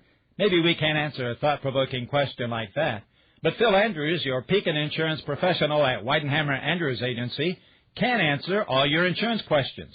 Phil Andrews is an insurance expert, and he can help you with all kinds of protection: auto, home, life, health, and business. Phil Andrews, your Pekin insurance agent at Weidenhammer Andrews, has all the right answers for the right insurance coverages for you and your family. There's a reason Dick Ramsey is the #1 home seller for the #1 real estate company, Skogman Realty. It's because Dick Ramsey works harder for you than anyone to make selling your home easy for you. Take Dick's one-of-a-kind home trade program. Buy one of Dick Ramsey's homes and Dick will buy yours. Dick Ramsey provides 2 other unparalleled services: a free 1-hour telephone loan approval and a free 1-hour telephone appraisal on your property. Dick Ramsey of Skogman Realty, the #1 home seller for the #1 real estate company.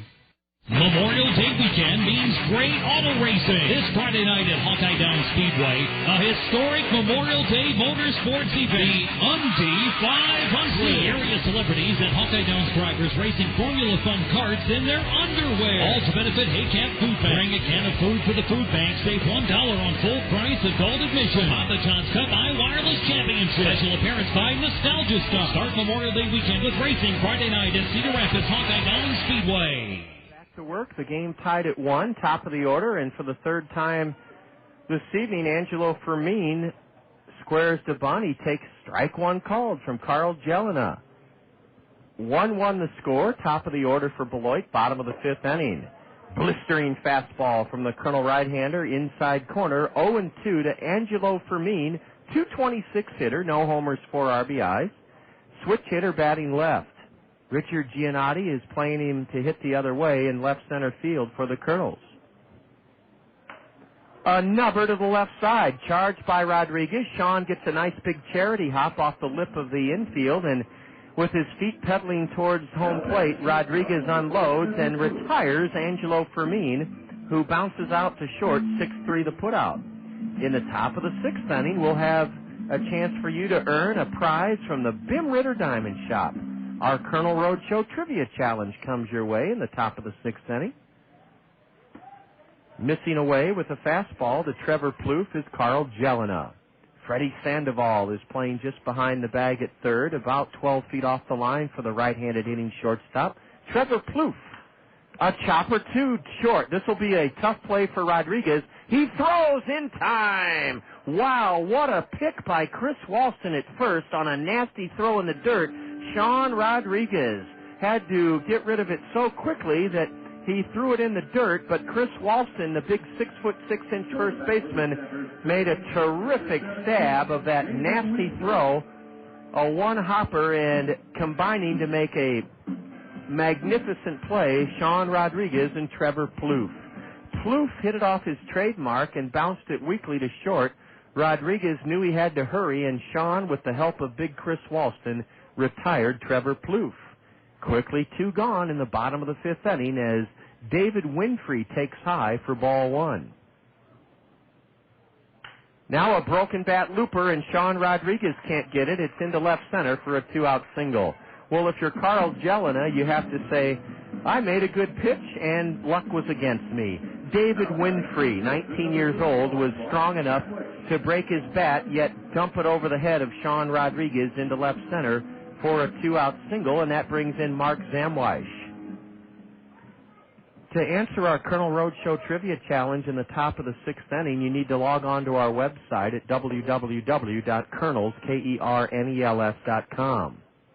When you log on to the website, simply click on the link that says Roadshow Trivia Challenge, and that's all there is to it. We'll give you the question in the top of the sixth inning. Strike 1 to Zamwish. Now he lofts one into shallow left center. Coming on is Drew Toussaint. He calls off Sean Rodriguez, and putting it away to end the fifth is Drew Toussaint. Carl Jelena, 5 magnificent innings here this evening, following 8 shutout innings in a win Friday night at home. In the fifth for Beloit, no runs. 1 hit, a 2-out single. There were no Colonel errors. Snappers leave a runner. There's 6th left of the game. After 5, Kernels 1, Snappers 1. You're tuned to Colonel Baseball in the Zone.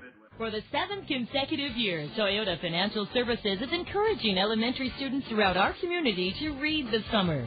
Toyota Financial Services believes that inspiring children to read brings families together, fosters imagination, and enhances knowledge.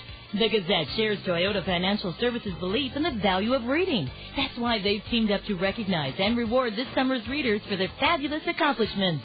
Toyota Financial Services and the Gazette, proud to stand with our community's children to enrich their lives. Are you ready for a little racing?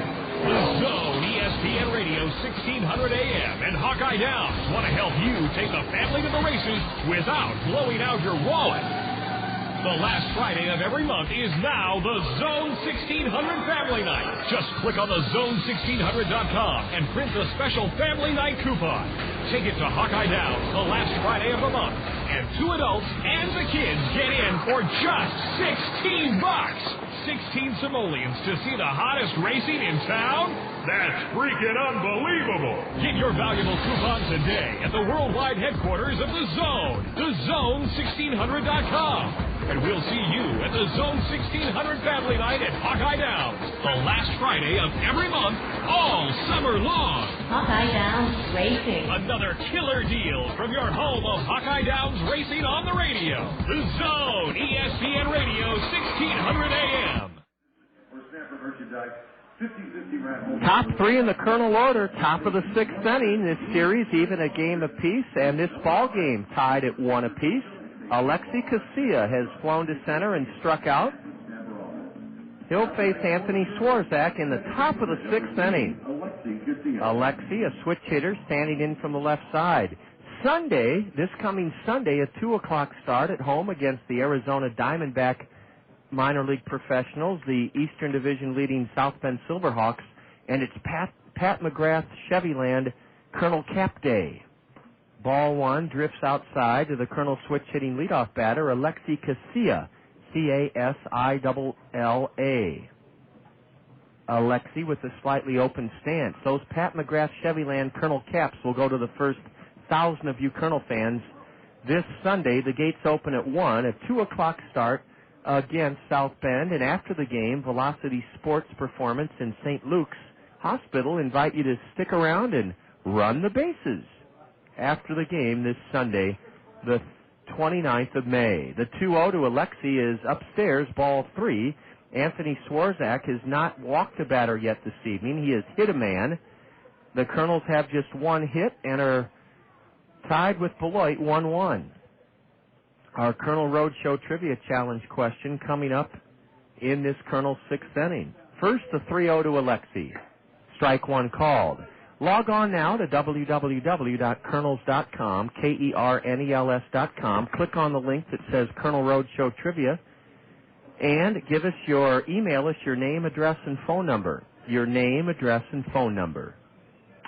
Casilla pounds one off the plate to second. Easy for Angelo Fermin, who pegs in time to get Casilla. A little bit surprised that Alexi swung on a 3-1 pitch, and he bounces out to second, one away in the Colonel's 6th inning. If you've won a prize from the Bim Ritter Diamond Shop as one of our Colonel Roadshow Trivia Challenge question winners, congratulations. Certainly play along wherever you're tuned in this evening, but please don't email us with your answer. Same goes if you've won a prize, a $5 certificate from the Spring House. If you've been one of our 20 Spring House restaurant trivia question winners at home this season during our home broadcast, please don't email. Certainly play along, but that'll give the scores of other Colonel fans who love to showcase their baseball knowledge their chance to earn a prize from the Bim Ritter Diamond Shop. Strike one to Sean Rodriguez, a slider. Now a big overhand curve is outside to the Colonel shortstop, who is struck out looking and popped to short. One out, nobody on. Colonel's batting in the top of the 6th inning, tied with Beloit 1-1. Sean waiting patiently as the 6'4" right-hander misses with a changeup in the dirt, ball 2. Our Colonel Roadshow Trivia Challenge question: what Cleveland Indian led the American League in RBIs in 1993, 1995, and 1996? What Cleveland Indian led the American League in RBIs in 1993, 1995, and 1996? Email us your answer to that Colonel Roadshow Trivia Challenge right now. Sean Rodriguez lifts one foul off to the right, and that evens the count to the Colonel's 257 hitting shortstop. 2 balls, 2 strikes.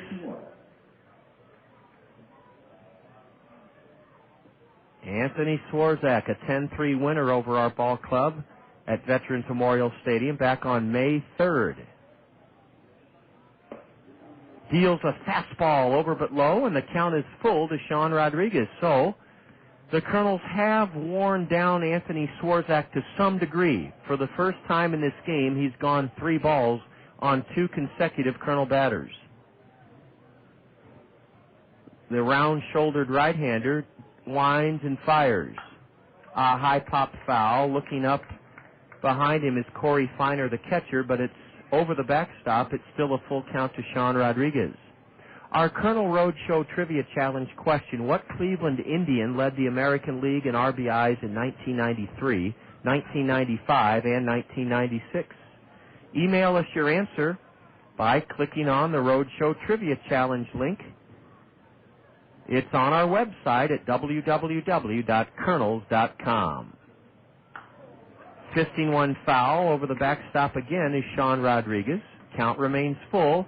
Plate umpire Nick Monaco calls for a new batch of baseballs from the Beloit third base dugout. We need you to email us your name, address, and phone number and the answer to that Colonel Roadshow Trivia Challenge question for a chance to earn a prize from the Bim Ritter Diamond Shop. Rodriguez drills one to deep right center. Way back is Terrence Patterson, and he makes a terrific catch on the warning track. Man, that Terrence Patterson makes things look so easy in center field. I mean, Sean Rodriguez crushed that 3-2 pitch, and he belted it deep, deep, deep into right center field. Terrence Patterson glided back effortlessly and made the catch on the warning track. What an at-bat for Sean Rodriguez. What an at-bat for Sean. He nearly gave the Kernels the lead in this game. Kernels should have the lead in the game. They had runners at second and third, nobody out after tying the game in the fifth inning, but Swarzak prevented them from taking the lead, getting the next three Kernel hitters. 2 out, and Freddy Sandoval tries to drag a bunt down and missed it, strike one. Missed the pitch, that is. Well, Monday is Memorial Day, and Bird Zirk will be entertaining at Veterans Memorial Stadium, a 2 o'clock game on Memorial Day this Monday, May 30th.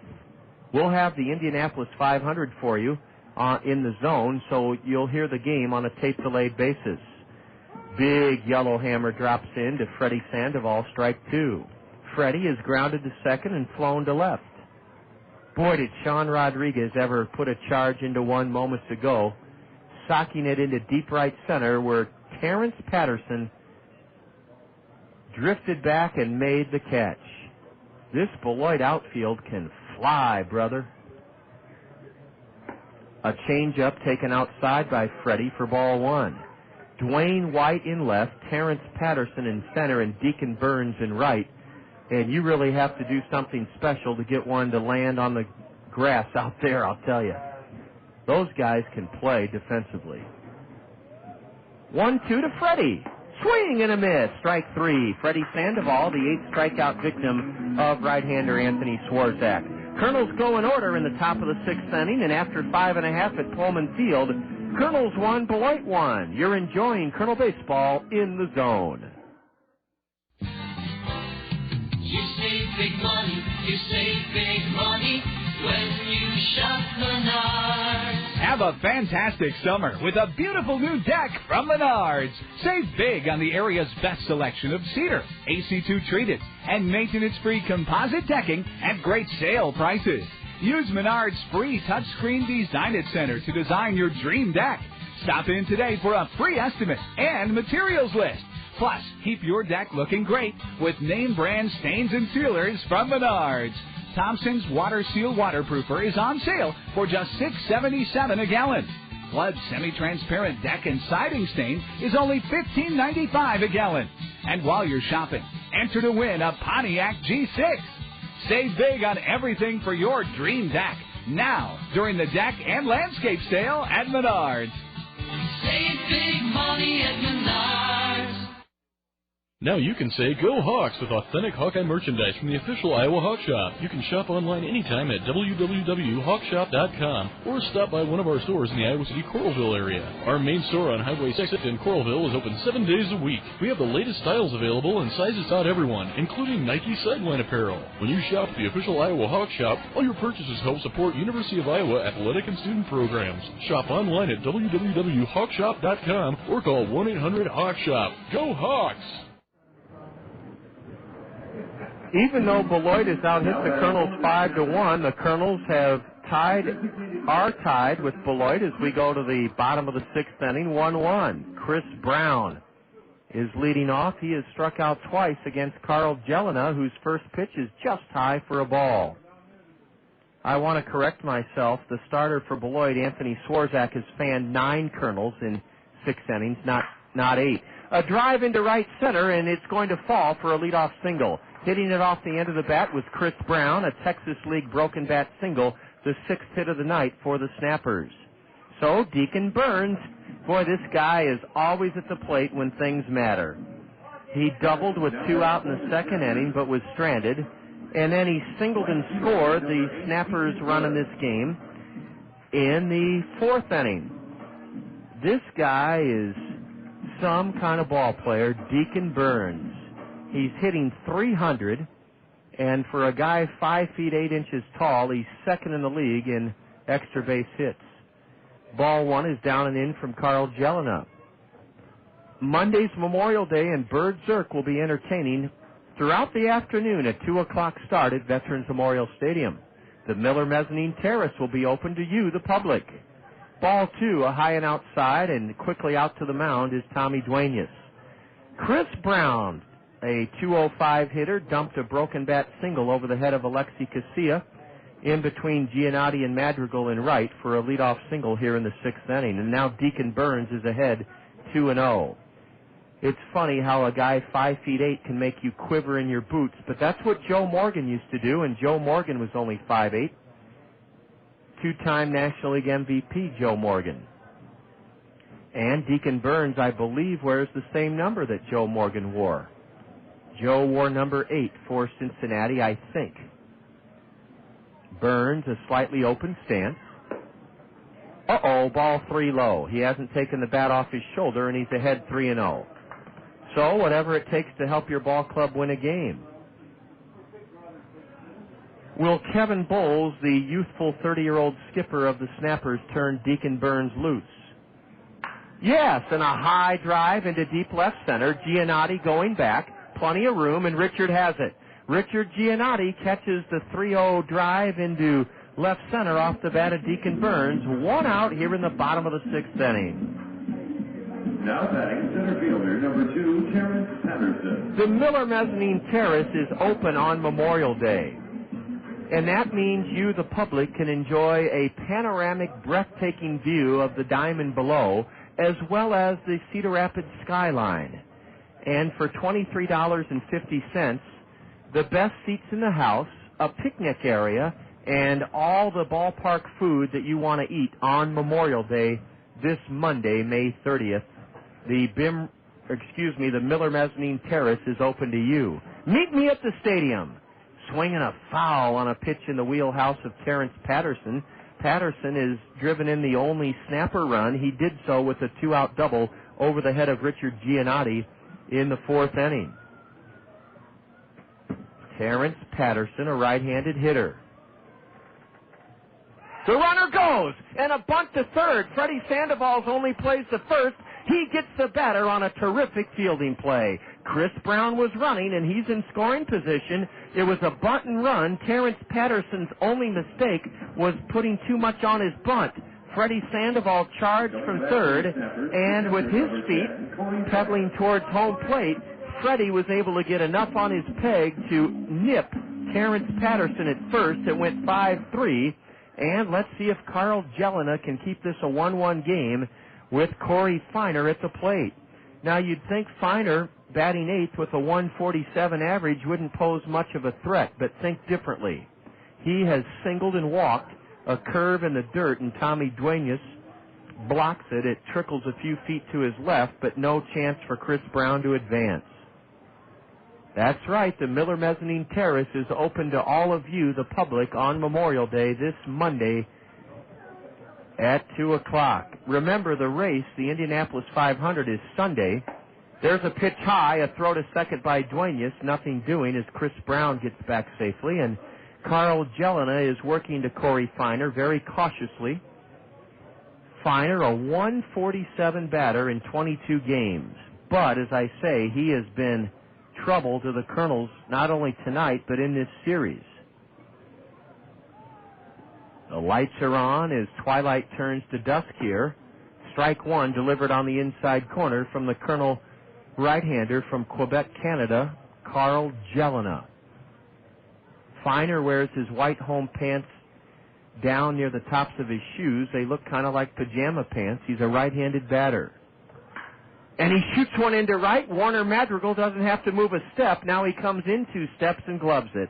Corey Feiner flies to right. And how about Carl Jelena? 6 solid innings of 1-run ball this evening. He pitches around a leadoff single and prevents Beloit from tying this game. No runs for the Snappers, 1 hit. There were no Kernel errors, and the Snappers leave another runner. They have left 7 men on in their 6 at-bats. We go to the top of the 7th inning. Kernels 1, Snappers 1. This is Kernel Baseball in the Zone. It's spring planting time, and garden treasures await you at Peck's Flower Shop and Garden Center. For the best plant selection in the area, plus all the free advice you'll need, visit Peck's Flower Shop and Garden Center. Peck's greenhouses are filled with blooming treasures for garden, patio, and hanging baskets. PEX has hundreds of varieties of perennial plants, rose bushes, and vegetable plants, all ready to plant. PEX has acres of trees and shrubs for creating beautiful landscapes. PEX will help you with your landscape projects with expert advice and estimates. Bring us your ideas. We'll help bring them to life. Visit PEX Flower Shop and Garden Center, where the knowledgeable staff is ready to answer your plant and gardening questions. PEX is located at the corner of Blair Ferry and Edgewood Road Northeast. PEX, growing garden treasures since 1956.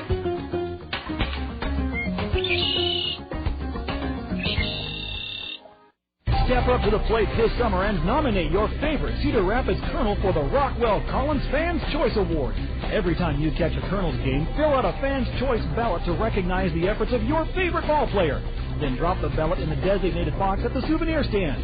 During the season's final homestand, Rockwell Collins will present the Fans Choice Trophy to the player with the most votes and make a donation to that player's favorite charity. Rockwell Collins and the Cedar Rapids Kernels, partners on and off the field. Top of the hour, 8 o'clock here in southern Wisconsin, and we want to remind you that you're enjoying the best of Midwest League professional baseball, Cedar Rapids Kernel style, here in the zone, KCRG, 1600 AM, Cedar Rapids, Iowa. Jake Lentz is our in-studio engineer. I'm John Rogers, and Todd Brummelkamp, Kernel Director of Media Relations, has made his way over to Beloit. He took the scenic route, and Todd is sampling some of the things that make Wisconsin famous. No, not milk or dairy products, not beer, but real wholesome hot dogs, brats, Polish. Boy, they have the best here in Wisconsin. A curveball is a strike call to Drew Toussaint. He owns the only Kernel hit, and he scored the only Kernel run in this 1-1 affair. A curve in the dirt, ball 1 to Drew. Anthony Swarzak's pitch count is very modest because he's been so efficient. And get this, in 12 innings against the Kernels this season, this 20-year-old right-hander has fanned 19 and given us 3 hits. Here's a pitch cranked into the left field corner, fair for extra bases. Drew Toussaint is rounding first. Digging it out of the corner is Dwayne White. And Drew Toussaint, who tripled last night, has his second double of this game. Drew Toussaint pulled a 1-1 pitch hard and drilled a bullet into the left field corner for a leadoff double here in the 7th inning. Wow, Drew Toussaint, a .284 hitter, has his 3rd extra base hit in the last 2 games. Now it becomes another challenge for Warner Madrigal. Warner will try to hit the ball on the ground to the right side of the Beloit infield to get Drew Toussaint over to third base. Strike 1 called, a fastball from Anthony Swarzak. I'll tell you one thing, it didn't take Todd Brummelkamp long to sample some of Beloit's finest in the way of meats. Todd had a wonderfully prepared hot dog with relish on it. The 0-1 to Madrigal. And a curveball is knuckled foul towards the Beloit third base dugout. Warner now at the mercy of the pitcher in the hole, 0-2. Well, we've told you about the first 4 games of our 8-game homestand coming up this Memorial Day weekend. If you'd like to order tickets, it's as easy as logging onto our website, www.kernels.com, or by calling the Cost Cutters box office, 896-7560. 896-7560. Madrigal does a wonderful job trying to go the other way and serves one foul into the backstop. It's still 0-2 to Warner. Now you get out your 2 fingers, 3 fingers, whatever, and salute Warner because he's trying to play the game the right way. He's trying to go the other way, and he's cut down on his swing a little bit to try to do it. It's a very difficult thing to go the other way on such an accomplished pitcher as Anthony Swarzak, who's really slowed it down some here in the top of the 7th in a 1-1 game. Strike 3 called to Warner Madrigal. 10th strikeout for Swarzak. So now here's how his line reads. In 12 1/3 innings against the Kernels this year, he's given up 1 run on 4 hits and fanned 20 Kernels. Is that ownership of a ball club or what? Yes, it is. It's complete and utter dominance. A lefty is up in the bullpen for the Snappers, Kyle Azelton. Kyle Azelton, a southpaw, is starting to throw in the Snapper bullpen. No action yet in the Colonel bullpen. Now it'll take a hit from Duenas or Renz if the Colonels are to take the lead for the first time in this game. 1-1 the score, top of the 7th. Man, how can the Beloit Snappers be 21-24 with a pitcher like this on their staff? Swing and a miss, strike one on Duenas. Heck, every day it's like the Cardinals, when they used to have Bob Gibson, they came to the ballpark for 12 years, and if Gibby was on the mound, they just went into the locker room knowing they were going to win that game that night. It was that simple. Gibby was a winner. Toughest competitor I ever saw. Tommy Duenas bloops one into shallow left. The shortstop retreats and makes the catch. Trevor Plouffe caught that jam job off the fist of Tommy Duenas. Plouffe had to retreat back into shallow left, one step onto the grass to make the grab. 2 gone in the 7th. And let's see if Jordan Renz, who has struck out twice, can solve right-hander Anthony Swarzak and drive in the go-ahead run. You got a guy like Anthony Swarzak in your system, and you start to think like the Angels did when Irvin Johan Santana pitched as a Colonel in 2002. You start thinking, this guy may pitch in the big leagues. He may be that good to someday pitch big league baseball. Ball one is high to Jordan Renz. Is he untouchable? No. Drew Toussaint has proven that. But he sure is tough, I'll tell you that. So is Carl Jelena. Carl has given up 1 run on 6 hits through 6 innings. You can't overlook what he's done. A curve, and it's pounded foul off the plate towards Bobby Magianis, coaching at third. 1-1 to Jordan Renz. All you can hope is that Jordan can get one pitch to his liking and hit it hard somewhere. That's all you can ask of a guy. Jordan, with runners at second and third and nobody out his last time up, battled hard but wound up striking out on a 3-2 pitch, or on a 1-2 pitch. Toussaint, the go-ahead run, leads away at second. Swing and a miss by Jordan on a fastball. And Anthony Swarzak has him set up trying to record his 11th strikeout in 7 innings. That's what's fun about Midwest League Baseball. You see kids that stand apart from the rest of the league, and those are the ones that you keep your eye on as they make their way up the chain. Some make it, some are derailed by injury, some have problems off the field that contribute to a less than speedy progress up to the big leagues, but so many, for instance, 8 former Colonels now playing as Los Angeles Angels. So many do make it. Swing and a miss by Jordan Renz. The Colonels waste a leadoff double from Drew Toussaint. And it's 11 strikeouts for Swarzak. In 13 innings, this right-hander has struck out 21 Colonels in 2 starts. No runs despite the leadoff double from Drew Toussaint. There were no hits there was 1 hit for the Colonels. Swarzak struck out 2 to make it 11 on the evening. And the Colonels leave 1. Another positive, the Colonels have left only 3 runners tonight. We've been out hit 6-2, but as we go to the bottom of the 7th, 1-1 Colonels and Beloit here at Pullman Field. You're tuned to Colonel Baseball in the Zone. With graduations and weddings upon us, you may be giving or receiving gifts and presents. Cedar Rapids Solid Waste and Recycling reminds you that they do not accept gift wrapping paper in your blue curbside recycling box. Instead, try to recycle by reusing old gift paper. Since wrapping paper should not be put in your blue curbside recycling box, you can throw it away in your garbage if you don't reuse it. Enjoy gift giving this season, but remember that gift wrapping paper is not recyclable.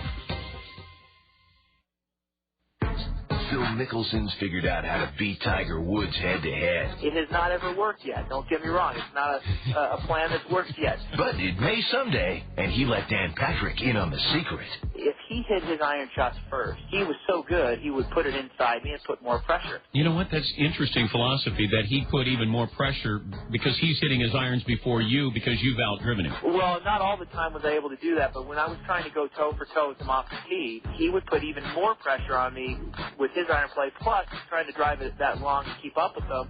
I was hitting it a lot more wild, more crooked, missing fairways by a larger margin, which didn't put any pressure on him at all. So for me, when I got paired with him head-to-head at Doral, and I think in the future I'm going to take 20 yards off the tee shot, try to hit cuts in the fairway so that puts pressure off on his tee shots, and also I'm able to hit my iron shots first, which has been my biggest strength the last year and a half, and hopefully put a little more pressure on him. The Dan Patrick Show on ESPN Radio. With left-hander Jamie Douglas starting to work in the Colonel right field bullpen, Dwayne White, the number 9 hitter, leading off the bottom of the 7th in a 1-1 game, takes a 1-0 pitch and hits it deep to left. Toussaint looks up, and it is a home run. How do you like that? A home run by who else? The number 9 hitter. The number 9 hitter, Dwayne White, makes it 2-1 Beloit here in the bottom of the 7th inning.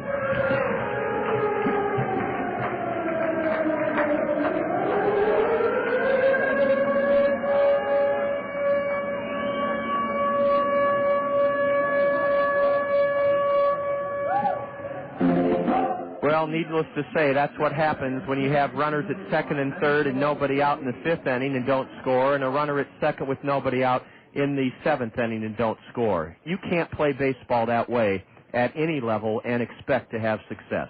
Ball 1 is high to Angelo Fermin. Don't blame Carl Jelena. He's pitched his heart out here tonight. An opposite field home run, number 2 of the year for Dwayne White, as the number 9 hitter continues to just be a huge menace to the Colonel pitching staff this spring. Man, teams must put their best hitter, number 9, against us. Strike 2 called to Angelo Fermin, 1-2. 2-1 Beloit. They've out-hit us 7-2. Colonels have had 2 great chances to take the lead tonight and have not done it. There's a curveball that rolls off the table. Strike 3 to Fermin. Well, Carl Jelena didn't let that opposite field home run affect him a lick.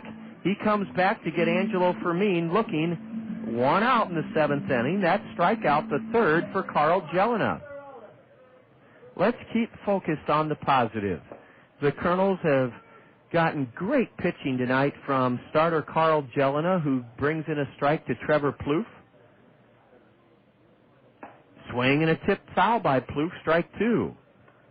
Hey, if the number 9 hitter's going to wear you out, so be it. Let the number 9 hitter be the guy that wears you out. That's been the story in the first half of the season for the Colonel pitching staff. Number 9 hitters have just wreaked utter devastation on our ball club.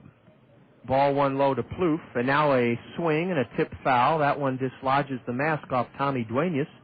Tommy will try to regain his senses as the plate umpire helps Tommy out by tossing one out to the mound. All positives tonight. 2-1 Beloit. Great starting pitching from Carl Jelena. Kernels with a record of 19-26. Here's a drive smashed into deep right. Warner Madrigal running back to make the play. Trevor Plouffe lines out to deep right. Madrigal got on his horse and galloped back quickly to lasso that one in for the 2nd out of the 7th inning. Now batting for the Snappers, third baseman number 17, David Winfrey. A leadoff homer by the number 9 hitter is 2nd of the year, Dwayne White. The difference in this game now, 2-1 Beloit. The Colonel record in 1-run games this year is 5 wins and 9 losses. So we played 14 one-run games. Strike 1 called, a changeup from Carl Jelena to David Winfrey. Winfrey, a right-handed hitter, takes just outside for a ball. We'll have our Colonel Did You Know question for you in the top of the 8th inning. Another good-sized crowd here at Pullman Field. On a perfect night for baseball, 65 degrees. I'd say we have at least 350, 400 here tonight.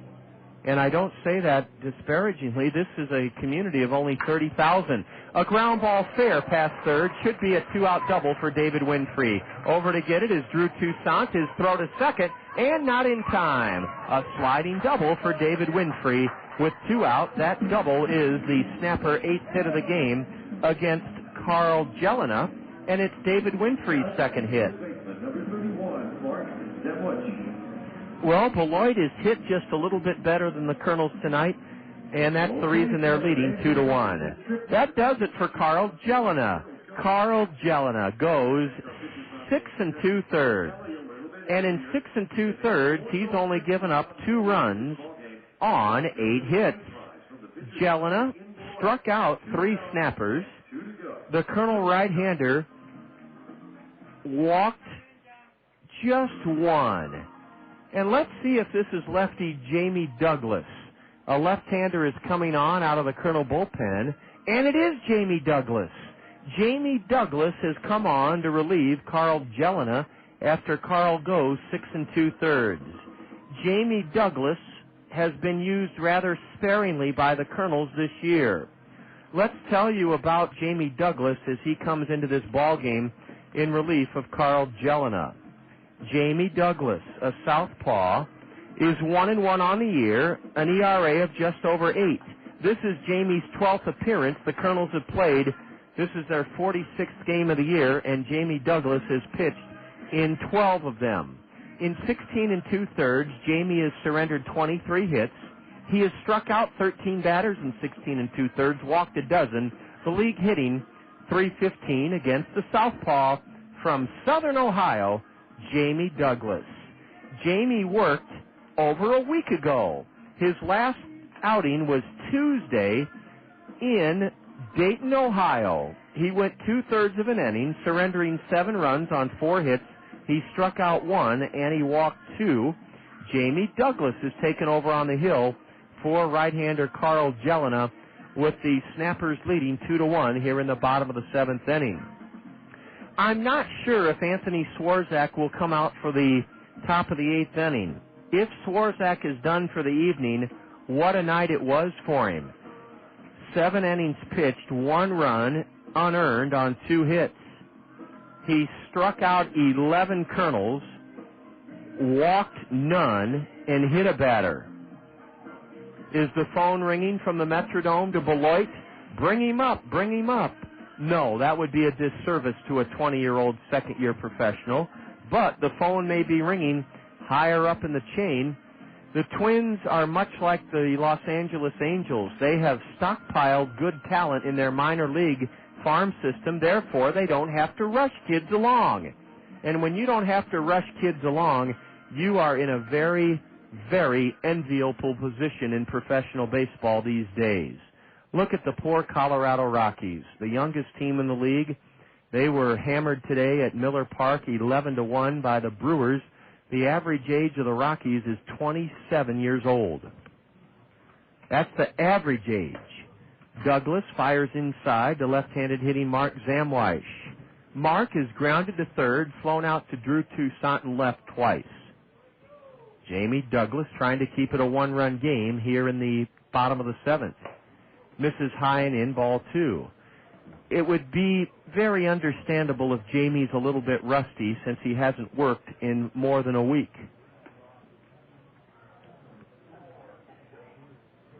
Douglas is behind 2-0 to the left-handed batter, Zamwish. Swing and a tip foul by Mark, strike 1. Jamie Douglas, wearing a long-sleeve red shirt underneath his gray Kernel Road top, wears his red Kernel socks up high.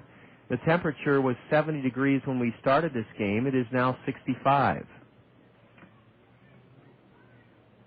Runner at second. The next delivery, a breaking pitch, and plate umpire Nick Monaco called it ball 3. It looked awfully good from Jamie Douglas. Outfield plays Zamwish straight away. 2-1 Beloit. Bottom of the 7th inning. 2 out, runner at second, and a fly ball into left. Drew Toussaint has it measured, and he drifts back and puts it away to end the inning. Mark Zamwish flies to left for the 3rd straight time. A leadoff home run by who else? The number 9 hitter gives Beloit the lead in this game. 1 run for the Snappers on 2 base hits. There were no Kernel errors, and the Snappers leave 1. They've stranded 8. Our hope now is that Anthony Swarzak is in the shower and that the Kernels will get to face left-hander. Uh-oh, they won't. Anthony Swarzak is going back to the hill. We go to the top of the 8th. Beloit 2, the Kernels 1. This is Kernel Baseball in the Zone. Are you ready for a little racing? The Zone, ESPN Radio, 1600 AM, and Hawkeye Downs want to help you take the family to the races without blowing out your wallet. The last Friday of every month is now the Zone 1600 Family Night. Just click on the zone1600.com and print the special Family Night coupon. Take it to Hawkeye Downs the last Friday of the month, and 2 adults and the kids get in for just $16. 16 simoleons to see the hottest racing in town? That's freaking unbelievable. Get your valuable coupon today at the worldwide headquarters of the Zone, thezone1600.com. And we'll see you at the Zone 1600 Family Night at Hawkeye Downs, the last Friday of every month, all summer long. Hawkeye Downs Racing. Another killer deal from your home of Hawkeye Downs Racing on the radio. The Zone, ESPN Radio, 1600 AM. All roads lead to the Cedar Rapids Museum of Art for the spectacular exhibit of more than 200 treasures from ancient Rome. Art in Roman life, villa to grave, is installed in a stunning setting that emulates a Roman villa. Decorated with precious art and artifacts, many of these works are on display for the first time since their discovery. Step back 2,000 years to experience the world as seen through the eyes of the Romans. Art in Roman life, villa to grave, now at the Cedar Rapids Museum of Art.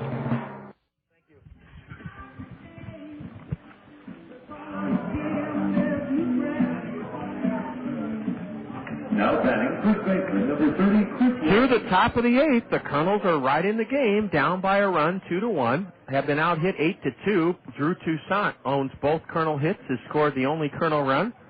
Drew has doubled twice off of this dominating starter, Anthony Swarzak. We were hoping his pitch count had reached its limit, but no such luck. He's back on the hill for the 8th inning to face Chris Walston, big right-handed batter. Power against power, and Swarzak steamrolls a fastball by the big guy, strike 1. A left-hander still warming up for the Snappers in their bullpen. It looks to be Kyle Azleton. Swing and a miss on a changeup, and that's strike 2. You see guys like Anthony Swarzak, and your only hope is that they stay healthy, because as a 20-year-old, he looks like he's well beyond the talent level of this league. He looks like he's 25 years old and a Double-A pitcher. Swing and a miss on a curveball, and that's a dozen strikeouts. Chris Walston rendered helpless by the dominance of the 20-year-old right-hander who has now struck out a dozen. And if you ever need a reminder that pitching is 90% of the game, this tonight confirms that old baseball truism. Pitching is 90% of the game. But the Kernels hanging in there, down only by a run, 2-1. Richard Giannotti, nothing for 2 tonight. Switch hitter batting left with a .248 average, and he drags the bunt foul. Tried to drag it up the first baseline, fouled it behind the plate, strike 1 to Richard. Let's double check if that's still the same lefty that was up earlier, Kyle Azleton. It is. Kyle Azleton warming up for the Snappers in the left field bullpen. There is a man standing in the Kernel bullpen. Let's give you our Kernel Did You Know question as strike 2 is called to Richard Giannotti. Chris Waters is the man ready to come in if needed in the bottom of the 8th inning. 0-2 to Richard Giannotti. Will the right-hander Swarzak come right after him? My guess is he will with the kind of stuff he has. Yes, ball 1 just missed low, a fastball. There is no speed pitch indicator here at Pullman Field, but thanks to binoculars, we're going to look at one of the Snapper starters who is holding a radar gun right behind home plate, and on the next fastball, we'll see if we can get a reading for you. I know this, the Beloit right-hander is still bringing it with plenty of mustard. Giannotti down on strike swinging. 13 strikeouts for 20-year-old right-hander Anthony Swarzak. We not only tip our cap to him, we bow to him in utter admiration. 13 strikeouts in 7 2/3. Number 3, Alexi Casilla. Boy, how would you like to be Gary Lucas, the pitching coach of the Beloit Snappers, and have to file your post-game report? All you have to write down is one word: dominant. Ready for next level, perhaps AA. First pitch to Alexi Casilla, low for ball 1. Our Colonel Did You Know question: did you know that Joe DiMaggio had 7 seasons in which he homered more often than he struck out? Think about that. That is a remarkable Colonel Did You Know question. The 1-0 to Alexi. Strike 1 at the knees, a fastball. Did you know that Joe DiMaggio had 7 seasons in which he homered more often than he struck out? Example, 1941, Joe DiMaggio, 56-game hitting streak. He hit 30 home runs that year. He struck out 13 times. Ball 2, up and away to Alexi Casilla. And that is another way this modern game has changed. Somewhere along the line, it didn't become kind of embarrassing to strike out. Guys just said, well, an out's an out. Doesn't matter if you fly out to the warning track or strike out. An out's an out. Nothing could be further from the truth. A bunt to third. Easy play for David Winfrey. He was guarding the line and playing in. Alexi Casilla had a good idea, but he's 0 for 4 as he's thrown out trying to bunt. The bunt was fielded halfway up the third base line, and David Winfrey had enough on his throw to retire Casilla. Kernels go in order for the 6th time in 8 innings against right-hander Anthony Swarzak. We go to the bottom of the 8th inning, and the Kernels trail Beloit 2-1. You're tuned to Colonel Baseball here in the Zone. 1 hour photo, speed dating, DSL for your computer. Everyone's in a hurry these days. Your professional Pekin insurance agent, Scott Draper of She's Forest Draper and Marion, doesn't hurry when it comes to helping you with your insurance needs. Scott will gladly sit down with you and outline a solid insurance program just right for you and your budget. Out-of-home, business, life, and health. Scott Draper, your hometown Pekin insurance professional in Marion, will give you the responsive, personal, unhurried service you deserve. So, you finally get home from one of those impossibly stressful days.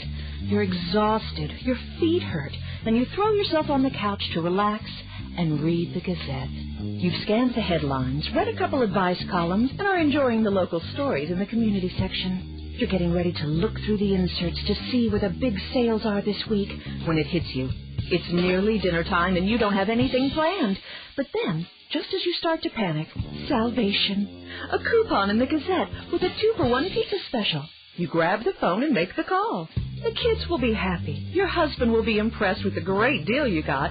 And best of all, you'll get another 20 minutes of quiet time to read the Gazette. Want to know more than me? Less than $20 a month will get you there. Call 398-8333 today to subscribe to the Gazette. The Gazette. Now you know. Memorial Day weekend, and meet me at the stadium, won't you, for the beginning of an 8-game Colonel homestand this Friday, 6:30, against South Bend. Saturday at 5 o'clock, fireworks to follow this Saturday afternoon's game. Again, before the fireworks start, if it's still light outside, don't despair. The concession stands will stay open at Veterans Memorial Stadium. You can come down on the field, get autographs from the Colonel players, play catch with them, and kids, you can run the bases. Jamie Douglas did a fine job in getting left-handed batter Mark Zamwish to fly out to left to end a 2-out threat by the Snappers, and Jamie's first delivery is outside to Chris Brown, right-handed hitter, ball 1. Now the next pitch is high and outside, ball 2. It looks like the Snappers may let their starter, Anthony Swarzak, go the distance tonight. No indication as why they shouldn't. He's been that good. Swing and a miss by the right-handed batter and DH Brown. 2-1 our score. Bottom of the 8th inning. Snappers lead it by a run.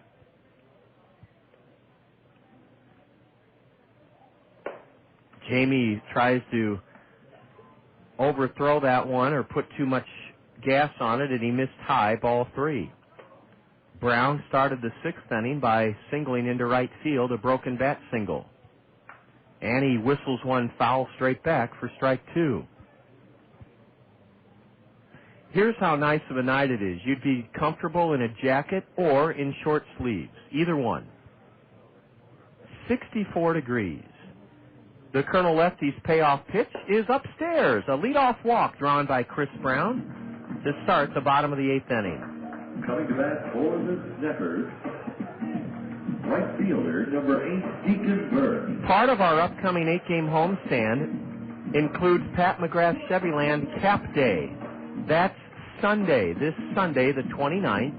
Again, our broadcast will be on a tape-delayed basis due to the Zone's coverage of the Indianapolis 500, the greatest spectacle in racing, where over 400,000 people congregate for one day. A pitch in the dirt, a wild pitch. The runner may go to third. Tommy Duenas has to corral it near the third base dugout, and he immediately sprints to the mound. So Jamie Douglas has created a jam of his own making, a walk and a wild pitch. Runner at second with nobody out. Deacon Burns, the dangerous left-handed batter, at the plate. On Sunday, the game starts at 2. The gates open at 1 for Pat McGrath's Chevyland Colonel Cap Day. The first 1,000 of you Colonel fans will receive a Colonel Cap thanks to Pat McGrath's Chevyland this Sunday, May 29th. Our biggest crowd of the year was last Friday, a noon game, over 3,600. Well, we have another noon game for you coming up on the 8-game homestand. Uh-oh, a long drive to right. Kiss it, long gone. Deacon Burns has done it again. Deacon Burns has done it again. A 2-run home run. He's 3 for 4. He homered last night, and he puts this one on ice for the Beloit Snappers. They lead it 4-1. They've out-hit the Kernels 9-2. How about Deacon Burns? 5 feet 8 inches tall, but does he ever pack a wallop? He hits another home run. He homered last night, and this 2-run blast puts the game beyond the Colonel reach. 4-1 Beloit here in the bottom of the 8th inning, and that does it for Jamie Douglas. Jamie Douglas pitches a third of an inning, and he's given up 2 runs on 1 hit. Jamie struck out none. He walked 1. Jamie Douglas is lifted here in the bottom of the 8th inning, and on comes right-hander Chris Waters.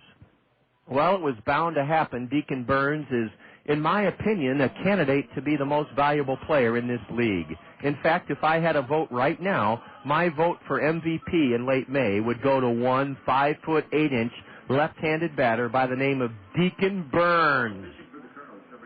Chris Waters comes in for the Kernels with nobody on, nobody out, and a snapper 4-1 lead here in the bottom of the 8th inning. The next noon game is on Thursday, June 2nd. Thursday, June 2nd, a noon game versus the Wisconsin Timber Rattlers. And are those noon games ever a barrel of fun? Last Friday, we drew our season-high crowd. Over 3,600 came out for the noon start against West Michigan. Well, things have taken a sour turn for the Kernels here in the bottom of the 8th inning, as they did last night. The Kernels were trailing Beloit 4-3 when the Snappers scored 3 unearned runs off Nick Green to bag the game, and they've done the same thing here so far, at least the same scenario. They tack on 2 big insurance runs, and they lead it 4-1 in the bottom of the 8th inning. Chris Waters is the new Colonel pitcher. Chris is on for the 16th time out of the Colonel bullpen. No wins, 2 losses, no saves. Chris Waters, 22 innings pitched in 15 outings. He has given up 26 hits in 22 innings, struck out 25 batters in 22 innings, walked 11, and the league is hitting .289 against the Colonel right-hander, Chris Waters. Minnesota Twin fans, including the Gazette sports writer who covers the Kernels throughout the spring and summer, Jeff Johnson, take heart, Twin fans. You've got some prospects here in Beloit, Wisconsin. Two of them tonight have shined, Anthony Swarzak and Deacon Burns. Chris Waters fires a strike in to right-handed hitting Terrence Patterson. Chris's breaking pitch is low and away. Chris Waters last worked Friday. During that noon game, he pitched 2/3 of an inning, gave up 4 runs on 3 hits, struck out none, walked 1. Ground ball up the middle. That's a base hit for Terrence Patterson. 10 hits for the rampaging Beloit Snappers. They are a rampaging crew, I'll tell you what. 10 hits tonight, and they lead it 4-1. So Chris Waters gets a rude greeting from Terrence Patterson. Chris reached down and tried to snag that hard-hit ground ball. Nothing doing, and the first 3 have reached here in the Beloit 8th inning.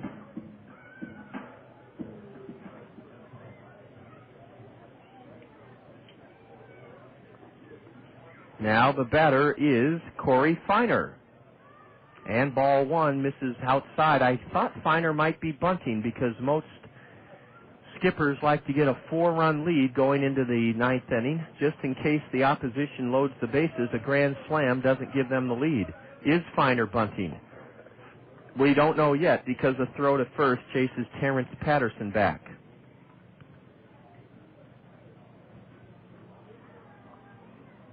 The Colonel record on the road this year, 10 wins, 15 losses.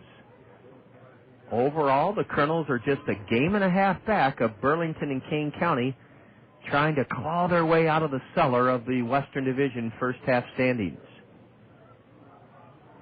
Chris Waters delivers high, and it's 3-0 to Corey Feiner. 2-0. Beloit, 12th in the league in power, 12th in the league. They have 20 home runs in 46 games, but they've gotten 2 in the last 2 nights from Deacon Burns. Big swing and a miss by Corey Feiner. I'm surprised he doesn't have to call a chiropractor. He swung so hard, I thought he threw his spine, his vertebrae out of line. I mean, he took a vicious cut. Feiner, a right-handed hitter. Chase back to first, a throw over there, Terrence Patterson, the base runner. 4-1 Snappers. They've out-hit the Kernels 10-2.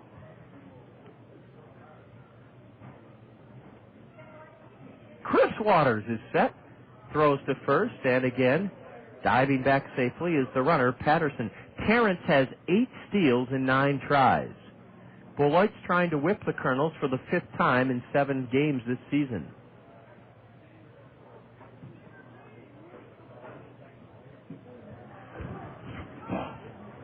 Now time is called by the umpiring crew, the Anderson and Brown Eye Care umpiring duo. Jeff Lascola, the base umpire, has slipped on a dark navy blue pullover jacket.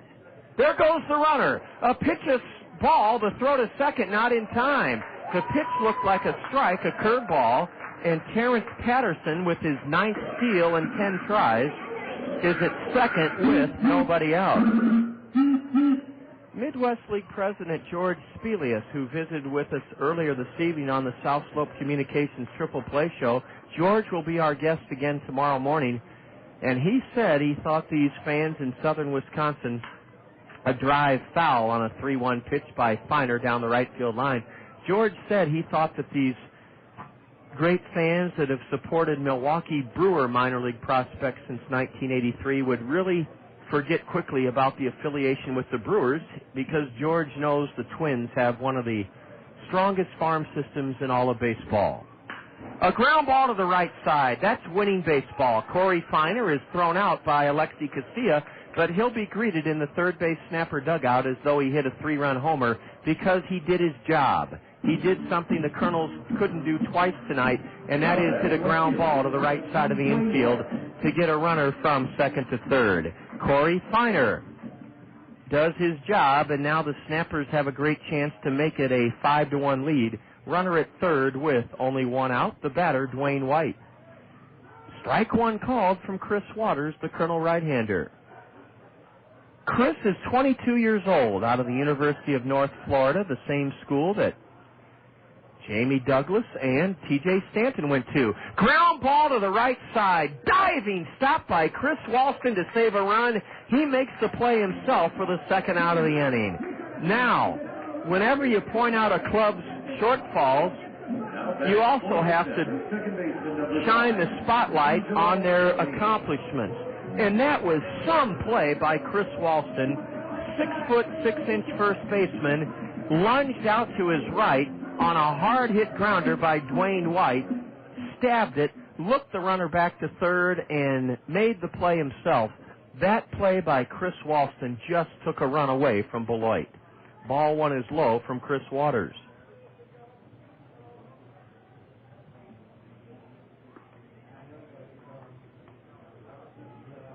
Chris on a 1-0 delivery to Angelo Fermin. Fermin pops it foul beyond the reach of Freddy Sandoval at third. Freddy trotted over near the snapper third base dugout, but it was well out of play. We're due to play the series finale tomorrow at 11 in the morning, 10:40 South Slope Communications triple play showtime. Waters runs a fastball in on the fist of the leadoff batter Fermin, and Angelo fists it foul outside of third, and Chris Waters is now within an out and a strike of preventing further damage by the Snappers here in the bottom of the eighth. Beloit leads it 4-1.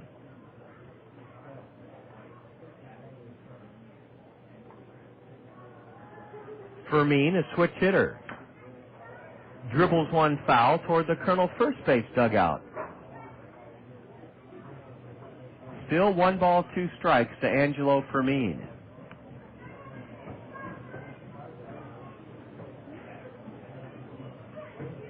Terrence Patterson at third with 2 out. In the bottom of the 8th inning, Fermin launches another one foul, this one out of play down the left field side. Beloit's trying to up their record to 22-24. Man, a club that's on the verge of beating you 5 out of 7 games, you think they'd have a record above 500, but the Snappers are below 500. So are the Kernels. A high pop foul off to the left again. Angelo Fermin battling in the hole 1 and 2. Chris Waters is trying to retire him to keep it a 3-run game in favor of Beloit. Another foul in the air over the third base dugout. Fermin checks his bat. Angelo Fermin, 5 feet 8 inches tall. He's in his third year of professional baseball. 21-year-old middle infielder from the Dominican Republic. Rests his bat on his back shoulder and takes low for ball 2. Now the deuces are wild in the bottom of the 8th inning. Beloit ahead 4-1. 2 balls, 2 strikes, 2 out. And Chris Waters comes set at the letters. Backdoor breaking pitch low and away, ball 3.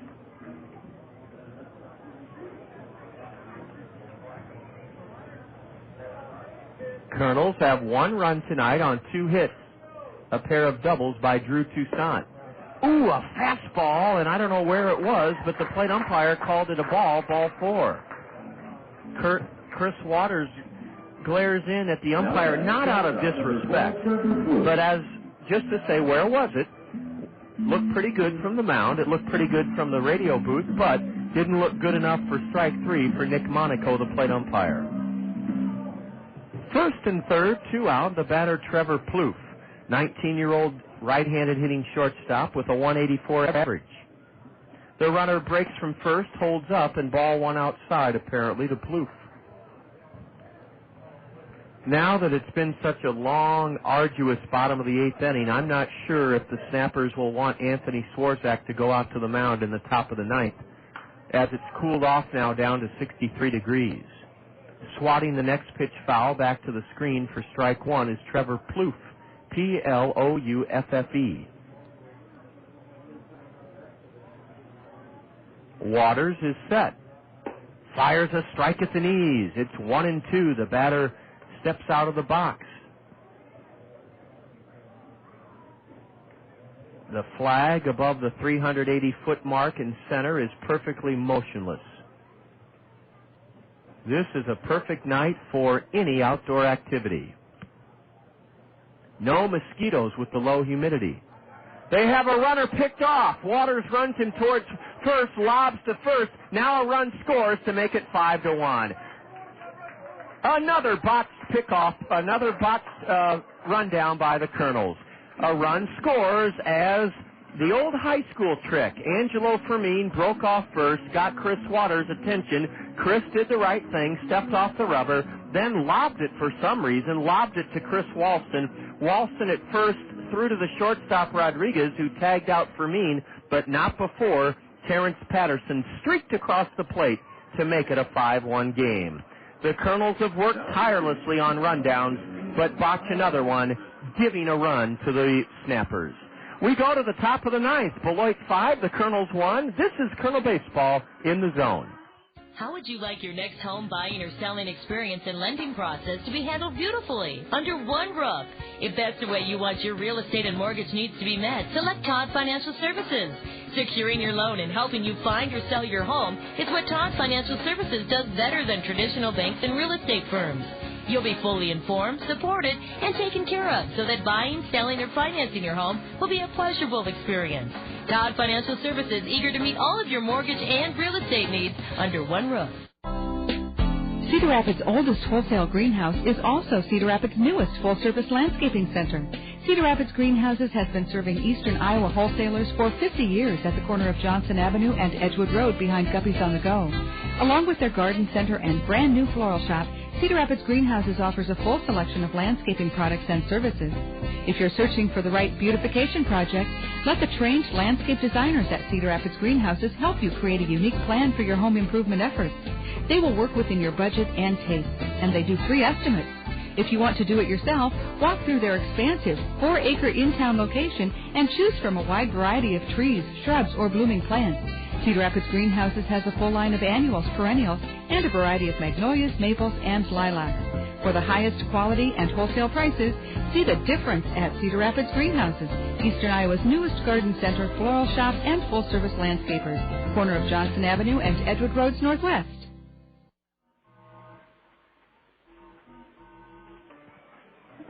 Well, as we suspected, the Snappers lift their starter, Anthony Swarzak.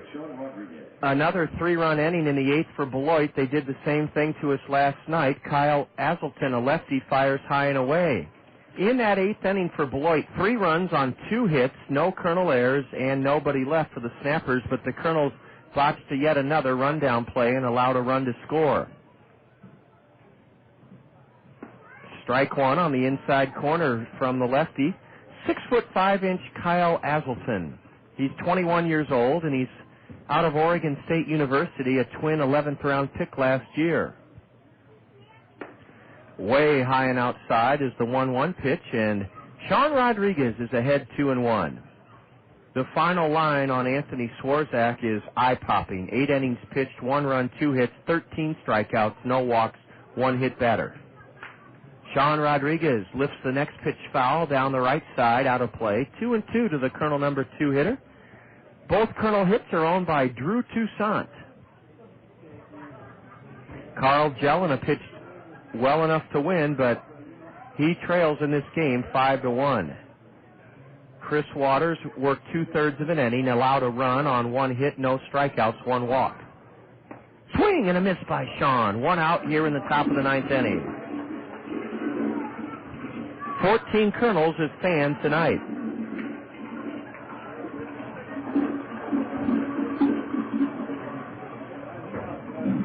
Now batting, third baseman, number 21, Freddy Sandoval. Switch hitter Freddy Sandoval will bat from the right side. And it's going to be back to the drawing board tomorrow as the Kernels will try to gain a split in this 4-game series. We'll join you at 10:40 with the South Slope Communications Triple Play Show. That's if the Kernels fail to rally. Now, don't count this one in the win column yet for Beloit. Stranger things have happened. Remember, the Cardinals were trailing in Cincinnati earlier this spring, 9-3, and they won the game with 7 runs in the 9th inning. A ground ball to second, backhanded by Fermin, and he throws out Freddy Sandoval. And the man who has the only 2 hits for the Kernels tonight, Drew Toussaint, will bat with the bases empty, 2 gone in the top of the 9th, 5-1 Beloit. We'll be checking in with Jake Lentz, our in-studio engineer, following tonight's game to now batting left fielder number 16. Bring you up to speed on all the scores from around the big leagues on the State Farm Major League scoreboard. There were 2 games this afternoon. Drew Toussaint takes low for a ball.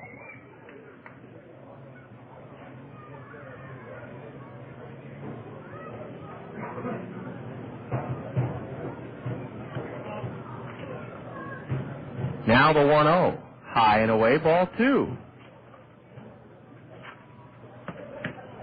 We've been so spoiled the last 3 years with the new stadium and the Anaheim Angels working their way up to the number 1 ranking in the Baseball America Farm System rankings that we have to be very, very patient in understanding that this Kernel Ball Club will come along, swing and a miss by Toussaint, but they don't have quite yet that winning attitude that has been consistent. We reeled off 5 straight wins before being derailed last night, so the winning attitude is within these guys' hearts. Most of them were on a Provo team that won the Pioneer League Championship last year, so they don't like it any more than any of us that they're lodged in last place in the Western Division first half standings. Strike 2 call to Drew Toussaint. Patience is one of the virtues that will get you a long way in life. Ball 3 is low from Kyle Asselton. And that's what we're going to be. I can report firsthand how diligent and how hard this ball club works. So it's not a matter of not putting in the effort. They are putting in the effort every day, 5 hours before the game starts. Toussaint on a 3-2 pitch, pokes it foul in the air over the Kernel first base dugout. Well, the Snappers have to be a bit frustrated as well with the great pitching we saw tonight.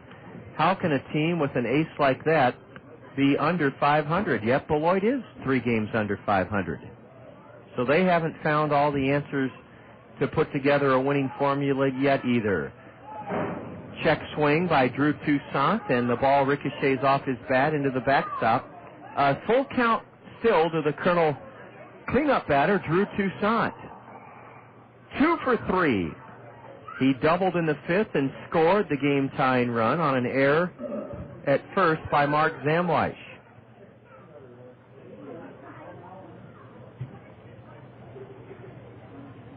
Another payoff pitch. Skied in the air to right. Who else but Deacon Burns on the run, and near the line he has it to end the game. Beloit makes it 2 in a row over the Kernels, and they've now beaten the Kernels 5 out of 7 times. Down in order, Kyle Asselton sets the Kernels in the top of the 9th inning, and Beloit whips the Kernels 5-1 in Game 3 of this 4-game series. 5-1 Snappers, totals, highlights, and more coming up next for you on the Kernel Curtain Call. This is Kernel Baseball in the Zone.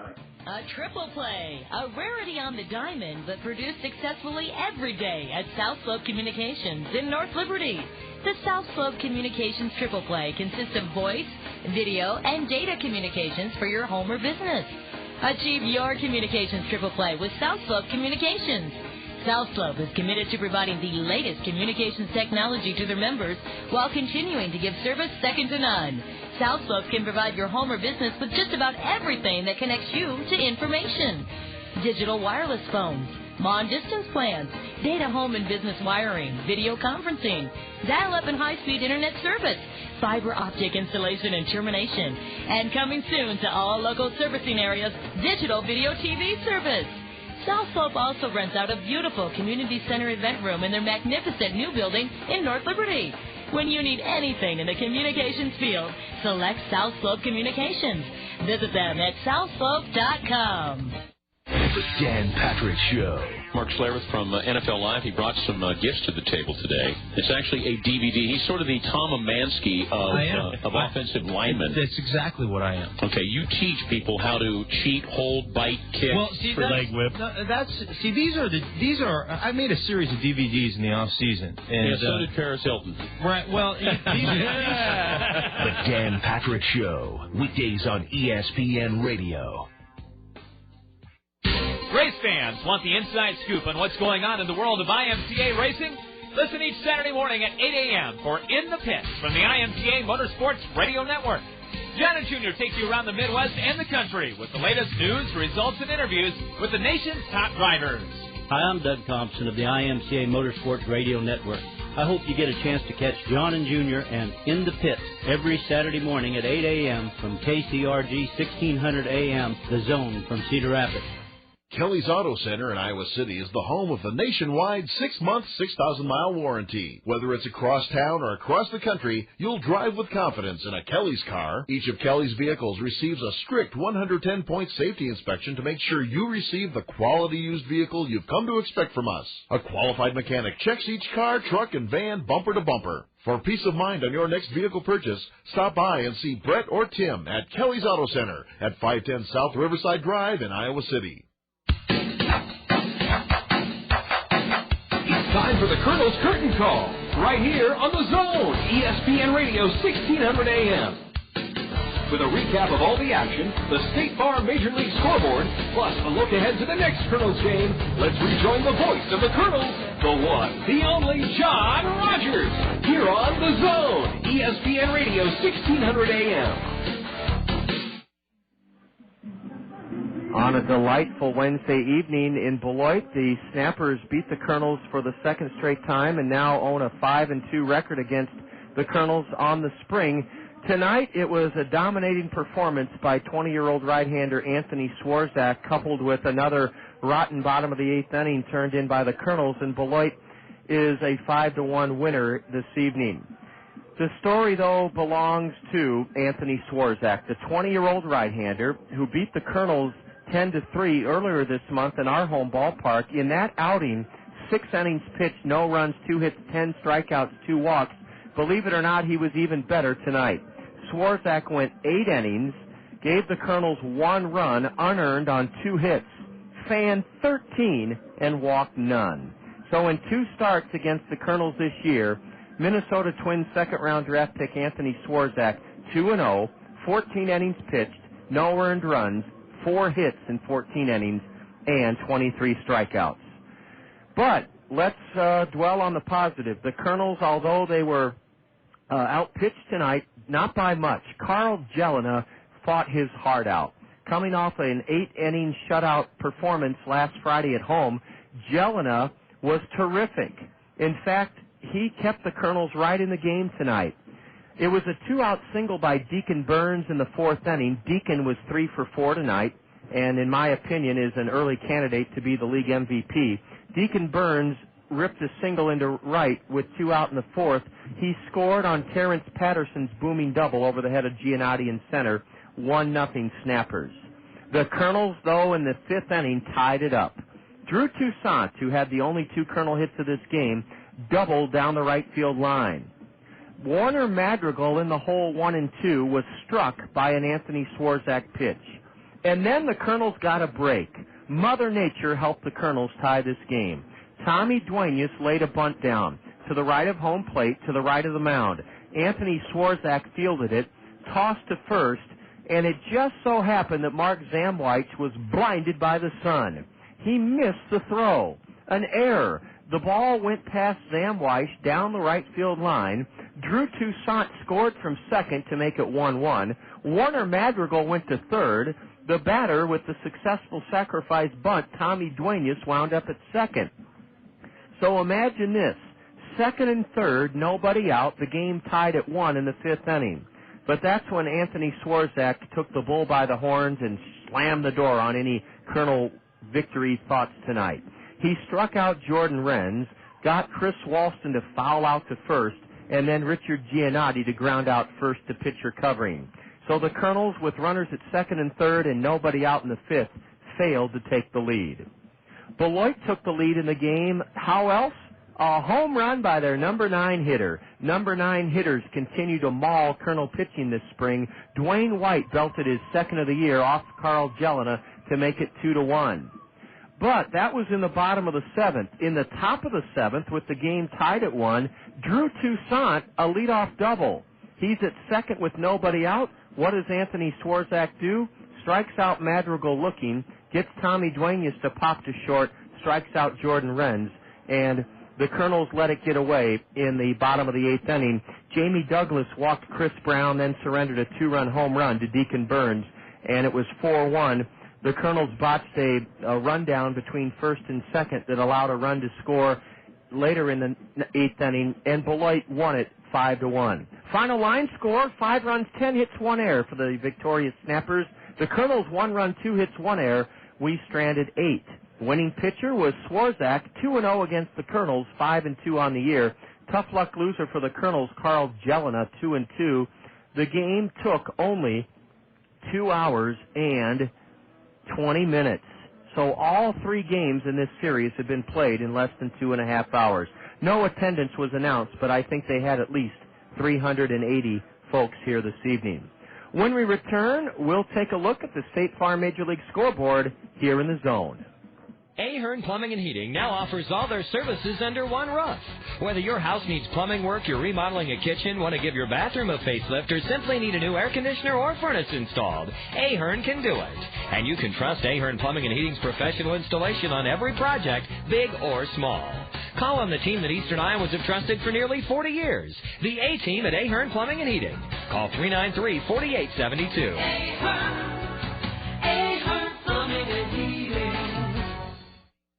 When we met at Spaghetti, we would never forget the Ojanos. Now it's where mi amore and I dine in. We carry out the lunch and the dinner all the time for lasagna, ravioli, mandacati, cannelloni, tortellini.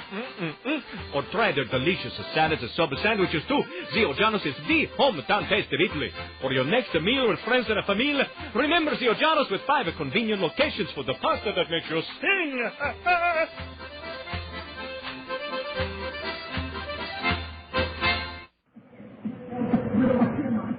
The Kernels, in a position to gain a split in this series with a win tomorrow, will have the South Slope Communications Triple Play Show interview with George Spelius, Midwest League President, at 10:40 tomorrow morning. An 11 o'clock start. Beloit wins this one behind Anthony Swarzak's 8 innings of 13 strikeout baseball, 5-1. Thanks to State Farm Insurance agents Gary Schubat, Lanny Peterson, Al Shetler, and Dale Thompson, we can now give you all the scores on the big league front, the State Farm Major League scoreboard. Let's start this afternoon at Great America Ballpark. The Reds dismantled Frank Robinson's Washington Nationals 12-3. At Miller Park, just down the road here from Beloit, Milwaukee trampled the Rockies 11-1. At Wrigley Field, it didn't take long for Houston to win their 3rd road game of the season. They trounced the Cubs 5-1. Top of the 9th at Turner Field in Atlanta, the Braves lead the Mets 3-0. They're in the bottom of the 6th at Citizens Bank Ballpark. Check that. They're in the bottom of the 6th inning in Miami with the Marlins well ahead of Philadelphia 8-3. The Cardinals, in their last year at Busch Stadium, hold a 6-2 lead over the Pittsburgh Pirates in the bottom of the 6th inning. Later tonight, that classic rivalry in San Francisco, the Giants host the Dodgers, and the Padres will be playing at Bank One Ballpark against the Diamondbacks later this evening. 2 finals in the American League on the State Farm Major League scoreboard. At Camden Yards, the Orioles upended Seattle 3-1. And it was the Red Sox bowing to Toronto 6-1 Blue Jays tonight at Sky Dome. They're in the top of the 10th inning at Jacobs Field in Cleveland, the Twins 2, the Indians 2. Top of the 9th inning in the Bronx, Yankees lead the Tigers 4-2. And in the top of the 8th inning at Tropicana Field, the Devil Rays are handing it to Oakland. It's Tampa Bay 13 and the Athletics 4. Top of the 6th inning at the ballpark in Arlington, Texas 4 and the Royals 2.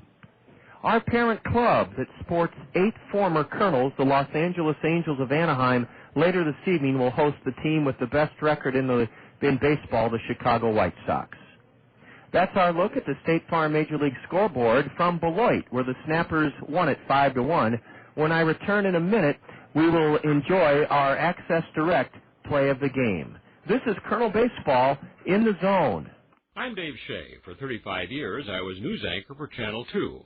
Now, with gas prices at $2 a gallon, check out Randy Kill Honda and save with great fuel mileage on all Hondas in stock. The safest family sedan, the Honda Accord, will definitely save the family pocketbook with 34 miles to the gallon. Get even better mileage with a compact Civic, getting you there at 38 miles to the gallon. Or check the amazing fuel mileage of the Honda Civic Hybrid, 48 miles to the gallon, and that's in city driving. Randy Kill Honda has a large selection of pre-owned Hondas, too, all with exceptional fuel mileage. Check them out at www.randykiel.com. Also, Randy Kiel offers a 7-year, 100,000-mile confidence guarantee on new vehicles. You can take my word for it, but you may also want to talk with other Honda owners. They're people you know, your friends, your neighbors, maybe even your relatives. I'm saving on gas prices by driving my Honda, and you can too. See Randy Kiel Honda on Center Point Road Northeast.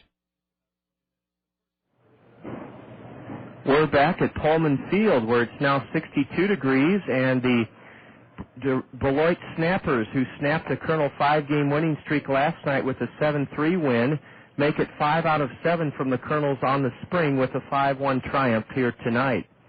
We're proud to bring you our Access Direct play of the game. Access Direct is undergoing a hiring initiative right now, and they're looking for team players. They have a wonderful benefit package to offer you, and that includes a casual dress code, a fun, friendly atmosphere, a 401k savings plan, part of the package at Access Direct in terms of benefits, as well as medical, dental, and vision insurance, all of that, plus 6 paid holidays and an $8.50 hour starting wage at Access Direct. They are looking for team players, and they are in the midst of a hiring initiative. To join Access Direct's team, call them at 261-0260. That's 261-0260, or log on to their website at www.accdir.com. That's www.accdir.com. Our Access Direct play of the game, it was a 1-1 score in the top of the 7th inning, and Drew Toussaint was the first man up against starter Anthony Swarzak. This 20-year-old right-hander has fanned 19 and given us 3 hits. Here's a pitch cranked into the left field corner fair for extra bases. Drew Toussaint is rounding first. Digging it out of the corner is Dwayne White. And Drew Toussaint, who tripled last night, has his second double of this game. Drew Toussaint pulled a 1-1 pitch hard and drilled a bullet into the left field corner for a leadoff double here in the 7th inning. Yes, Drew Toussaint was at second with nobody out as the go-ahead run in the 7th inning. But Anthony Swarzak was just too tough to handle tonight. Drew, with his second double, had the only 2 Kernel hits of this game in a 5-1 loss to Beloit. Drew Toussaint's leadoff double in the 7th, our Access Direct play of the game. It was a pleasure bringing you the action here from Pullman Field. Todd Brummelkamp, the Kernel Director of Media Relations, shared with me that this is one of his top 3 favorite places to watch a ball game, and I'd have to agree completely with Todd because of the quaint, intimate bandbox setting here in Beloit. Hopefully the Kernels, with a win tomorrow, they will gain a split in this series. They'll have to rise and shine and have their Wheaties because we start tomorrow's South Slope Communications Triple Play show at 10:40. And this place will be hopping with lots of school kids and hopefully wonderful weather again. 10:40, we'll get together with Midwest League President George Spelius for our South Slope Communications Triple Play show. I'd like to thank our in-studio engineer, Jake Lentz. Jake, as always, did a super job at 2nd Avenue and 5th Streets ensuring the quality of this broadcast. Also, a special thanks for Kernel Media Relations Director Todd Brummelkamp, who came all the way here to enjoy the atmosphere, and hopefully Todd and I can share a nightcap after this ball game. 5-1 Beloit, and that does it from southern Wisconsin. This has been Kernel Baseball in the Zone. This has been a special sports presentation from The Zone, ESPN Radio, 1600 AM, Cedar Rapids. Now back to our regularly scheduled ESPN programming, already in progress.